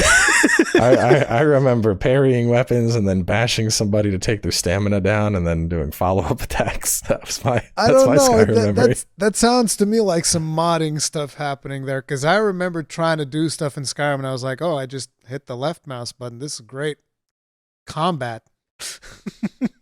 Yeah. But yeah, Avowed is looking really solid. I really like also the art style that game has with the very vibrant colors. I like the pan shots that they did of the world looked really cool. I want to explore that world, so we'll see how that pans out. Senua's Sacrifice got a release date. It's May 21st. Other than that, not Senua's Sacrifice, Senua's Saga, Hellblade 2. It's coming out May 21st. They said that the length of the game is going to be expected to be close to the first one. How do you feel about that? Because a lot of people in my stream were instantly like, oh, it's going to be a short game. Uh-oh. No, dude, Senua's the first game was intense. Yeah. Like, if that game had been another 10 hours, I don't know if I would have gotten through it. That game with the voices and shit and the exploration, that game is a like mentally fatiguing experience. That was one of the things that I brought up. I was saying that's exact thing on stream. I was telling people, listen, that first game is intense, dude. It's very tiring on your head because of all of the psychosis stuff that they've done and whatnot. I'd rather have a shorter, more polished experience than a 30-hour Senua's Sacrifice where you're exploring the world doing dumb bullshit that doesn't matter. Yeah, I agree. And they're announcing that the price, I think, is going to be 50 bones. Yeah, 50. It'll be Game Pass Day 1, too. I think that the first one was cheaper. Wasn't the first one like 40? I think the first one was 40, if I'm not mistaken. So I don't remember. We're talking years ago. They're bumping up the price a little bit. Oh, and by the way, I almost forgot. Senua, right now, the first one, on Steam, is like $239 or some ridiculous price like that. Super low. It is super low, and it is a million times worth it. That is a ton of fun. So it is dirt cheap right now. So if you were ever curious about Senua, this is the best time probably to check it out. It's like a minus 90% discount or something like that. That one would come highly recommended from me, at least. How do you feel about that? Did you like the first one enough to be like, oh yeah, recommend? No, yeah, the first was, like I said, that it's an experience. It's definitely the kind of game. I don't know. I don't want to say it's just like Outer Wilds, but it's definitely one of those games where it's an experience that I think if you haven't gone through it, you should go through it. Yeah, it's a really fun game.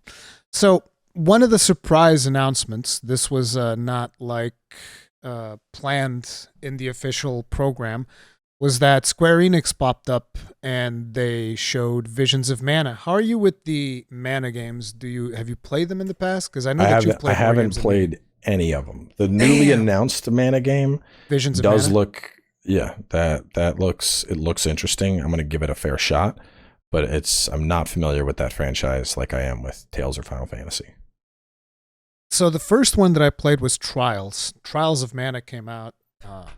I think it was somewhat recently, probably around 2020 or something like that. Or maybe, I think it was around 2020 or 2021. I played that one, and I thought that was pretty cool because it's got that style that's also somewhat similar to, I mean, I know that probably some people will kill me for this, but I feel like a lot of it is somewhat similar to Dragon Quest. Not quite, but somewhat similar, almost, a little bit.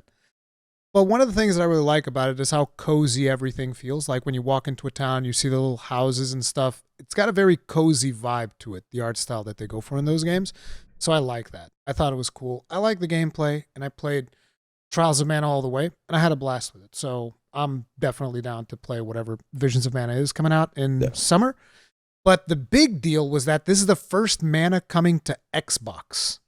Yeah, I think they're slowly working up that relationship with it's Square Enix, right? Yeah, it's Square Enix. Yeah, because they're also doing Final Fantasy XIV on Xbox now as well, which is a cool thing in my opinion. Yeah. Bring as many people in as possible. Yeah. And then the final thing that they showed, there was also this 4X game that it's not really my kind of game, Hara History Untold. That's not really my kind of game. I don't know if that's the type of stuff that you get around to playing or not. I don't think I even saw that trailer. What is that one called? Hara History Untold. It's like a 4X game. It's from people that worked on Civilization, stuff like that. Oh no, I don't play Civ builders. Those games are a lifestyle choice. Like people that play those, that is what they play. They play exactly. But then the final announcement was the Indiana Jones game, which is called Indiana Jones and the Great Circle, if I'm not mistaken. I saw the trailer. I saw Todd Howard say a bunch of stuff about it. You just saw the trailer. How'd you feel about it? First impressions from the trailer. Lukewarmish. I mean, so to be fair, I'm not a big Indiana Jones fan. I don't think I've ever finished watching a single Indiana Jones movie. Oh my God, bro. Yeah, I'm canceling this podcast. I'm hitting the stop record button right now. What the hell, dude? So seeing the game, I'm like, oh, cool, Indiana Jones. Like, I mean, there's clearly an audience for it, but Indy has never been when I think Indiana Jones, the only thing I know is yeah, exactly. It's iconic. That's it. That's all that comes to mind. That and the gif where the guy's running around with the whip and he just pulls out a gun and shoots him. Those are the two distinct moments, sir. Well, a sword, whatever. Those are the only Indiana Jones moments in my head. So seeing the game, I'm like, oh, cool, I might play it, but like, I don't have that. You don't have the nostalgia. I don't have the connection. Yeah, I don't have the nostalgia. I don't have the connection. I'm just. I have huge nostalgia for Indiana Jones. So I was curious. I was not expecting much from it. And first thing is like the voice. That ain't it. I believe that people are saying that it's Troy Baker, and I'm just like, nah, sorry, bro. It's because I understand you can't just, let's just get Harrison Ford in here and burn the whole budget to get this old man to voice act a younger version of himself. Yeah, I understand. That's not going to work. But at the same time, what did you do? You went and you got another famous voice actor, which, I believe it's Troy Baker. Please. I like Troy Baker, but Troy Baker is a voice actor that I think has the same voice in every role he's in. Exactly. And it's like I have a friend of mine who is a voice actor, and he's always telling me that the thing about voice acting, a lot of people think, a voice actor is someone who can make a whole bunch of different voices. But the idea is you cast somebody that has a voice profile, for what you're doing. And in my opinion, Troy Baker's voice naturally sounds nothing like Harrison Ford's voice. And he's gonna be mimicking Harrison Ford's voice, and it just doesn't sound good. Like, there was a massive disconnect because I see Indy's face, and the moment I hear the voice, I'm just like, nope, not gonna work. Sorry. It's just like, what is Joel doing in my Indiana Jones game? So I was not a huge fan of the voice. Like, I know that he's doing the best that he can, but I just feel like you probably could have gotten maybe a less well-known voice actor that has a more similar voice profile to Harrison Ford and maybe gotten him to do something a little bit better. I feel like they could have done something better there. The other thing was those animations looked rough. Yeah. It's got that first person. From the gameplay I saw, I was getting like mild Dishonored vibes. I don't know. I've never played Dishonored. First person. I'm trying to remember, because Wolfenstein is more action oriented than what I saw in that little trailer. Yeah, that game is more about solving puzzles. I think it's going to be more 50-50 puzzles and combat. At least I think that was the intention that they were trying to pass on. Than necessarily, it's going to be all action, like just punching Nazis and whatnot. Yeah. So my thing was, I think one of the main reasons it even is first person is because they tried doing it third person, then they looked at their own animations and they were like, this is probably not going to fly. Let's do it first person instead. We can kind of like hide some of that jank and it was not going to be a problem, which, I don't mind it being first person, but I just feel like a third person game for indie would feel better because that's one of the more iconic things is they even talk about it. The Indiana Jones silhouette, the leather jacket, the friggin' whip hanging off in the back and all of that. I feel like that would have been way cooler, but it's just one of those things. I'm willing to give it a shot, but I don't predict it being something that's going to grab me. I kind of feel Like when most companies were sleeping at the wheel, not making an Indiana Jones game, Naughty Dog came in and like, hey, here's Uncharted. Here you go. Here's an Indiana Jones game. We got one of those. Because that's pretty much what it is. I mean, you said you didn't watch any of the indie movies, and it's like Uncharted is very much the formula for Indiana Jones. Like straight up, Nathan Drake is the most Indiana Jones inspired character I've ever seen in any video game, ever. I mean, I don't know. It's one of those things. I'll check it out.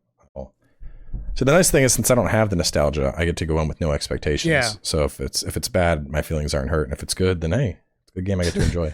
The one thing that I will give them props for is like, so there's technically speaking 5 Indiana Jones movies, which means there's 3 good ones, and then there's 2 that are trash. The last 2 Indiana Jones movies they made, they're really bad.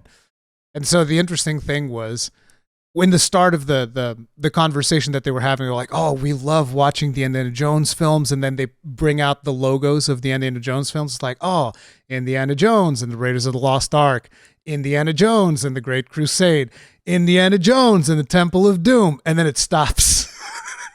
I was like, exactly. Those are the only 3 movies that matter. The other 2 are garbage. We don't need to talk about those. But yeah, that's pretty much all of the stuff from the Xbox showcase. Then they showed some ESO, but I don't care about ESO. That's whatever. I've played it. ESO, it's hard to really commit to more than one MMO at a time. Yep. Damn near impossible. Yeah, because they're, I feel like these days MMOs are made as like, oh, you want to play one game and have it just have endless fucking content? We got you. Yeah, here's the MMO. I mean, you've been playing World of Warcraft, so that there's a lot of content there. That's already. I mean, I'm still enjoying it, but I've reached the point where it's being overtaken between Return to World, Palworld, and Shrouded coming out soon. Like my WoW time has already been reduced to where like I don't even have enough time to log on and get my weekly games in for Arena. So, but I kind of expected that. I knew once we were out of the December time frame where things were slow, that I would run out of time. And I mean, I'll come back for the WoW expansion, of course, but I'm just at the point there's too much on deck for me to really devote time to WoW. I'm actually questioning if I'm going to come back for the expansion. Like, I've been hyped for the War Within, but I just don't like the way that they do content. I was very frustrated playing through Dragonflight because I got it for free when I got my Dragonflight upgrade, so it's like, yeah, check it out. The thing for me that really bothered me was as I was going through Dragonflight, because I wanted to experience the story, there's no way for you to organically experience the story because it's just a jumbled fucking mess. So you'd be doing quests that it's like, let's say a number represents like a certain time period. So I would be in time period 10. I would do a quest from time period 50, and then I would run into a quest from time period 20, and there's no in-game organic way of doing that. Well, the problem is the post game. You hit 70, and we're now on 10.2.5, and so you hit 70, and there's like 80 exclamation points that pop up. Yep. And I'm like, where do I go? Who do I talk? What's if I want to just experience? So yeah, I didn't even do I basically hit endgame, and then I jumped straight into Emerald Dream, and I did that, and I went through that content. But I didn't do like the whole the extended Blue Dragonflight stuff, the Black Dragonflight stuff. Just I did a bunch of that, and at the end of the day, I was just like, bro, you guys handled this shit so fucking poorly. It's actually terrible for returning players. Like, the returning player experience is absolutely atrocious. I have no idea what you guys are trying to do, but yeah. So right now, I'm just basically trying to get through Xenoblade Chronicles 3 off stream. That's like my. Yeah, I knocked that out the other day. Did you finish the DLC as well? No, I haven't touched the DLC. Because that one supposedly links them all together and whatnot. It does, but I've heard it's like another 20 hours, and I'm like, I don't think I got the time to commit to this right now. I'll get to that in 2025 when I have free time again. Yeah, because 2024 is already taken. So your next big game is Enshrouded then? That's what you're going to be working on next? Yeah, probably Enshrouded, Granblue. Banishers, and then Final Fantasy. Oh no, yeah, Granblue. Granblue yeah. would be the next series, and that into Banishers, into Final Fantasy. So yeah, that's what you guys can expect over there on Cowboy. And here I will be doing Granblue Fantasy Relink the second that it releases. In between now and then, there's probably just going to be a whole bunch of casts because I've been trying to ramp these up. And yeah, that's the show. That's the show. Thank you all very much for watching. If you guys enjoyed it, hit the like button, subscribe, bell notification icon, all that jazz. Links to Cowboy stuff in the description. Make sure to go out there, give them a sub, all that stuff. We'll see you guys in the next one. Stay strong, stay safe. Peace out.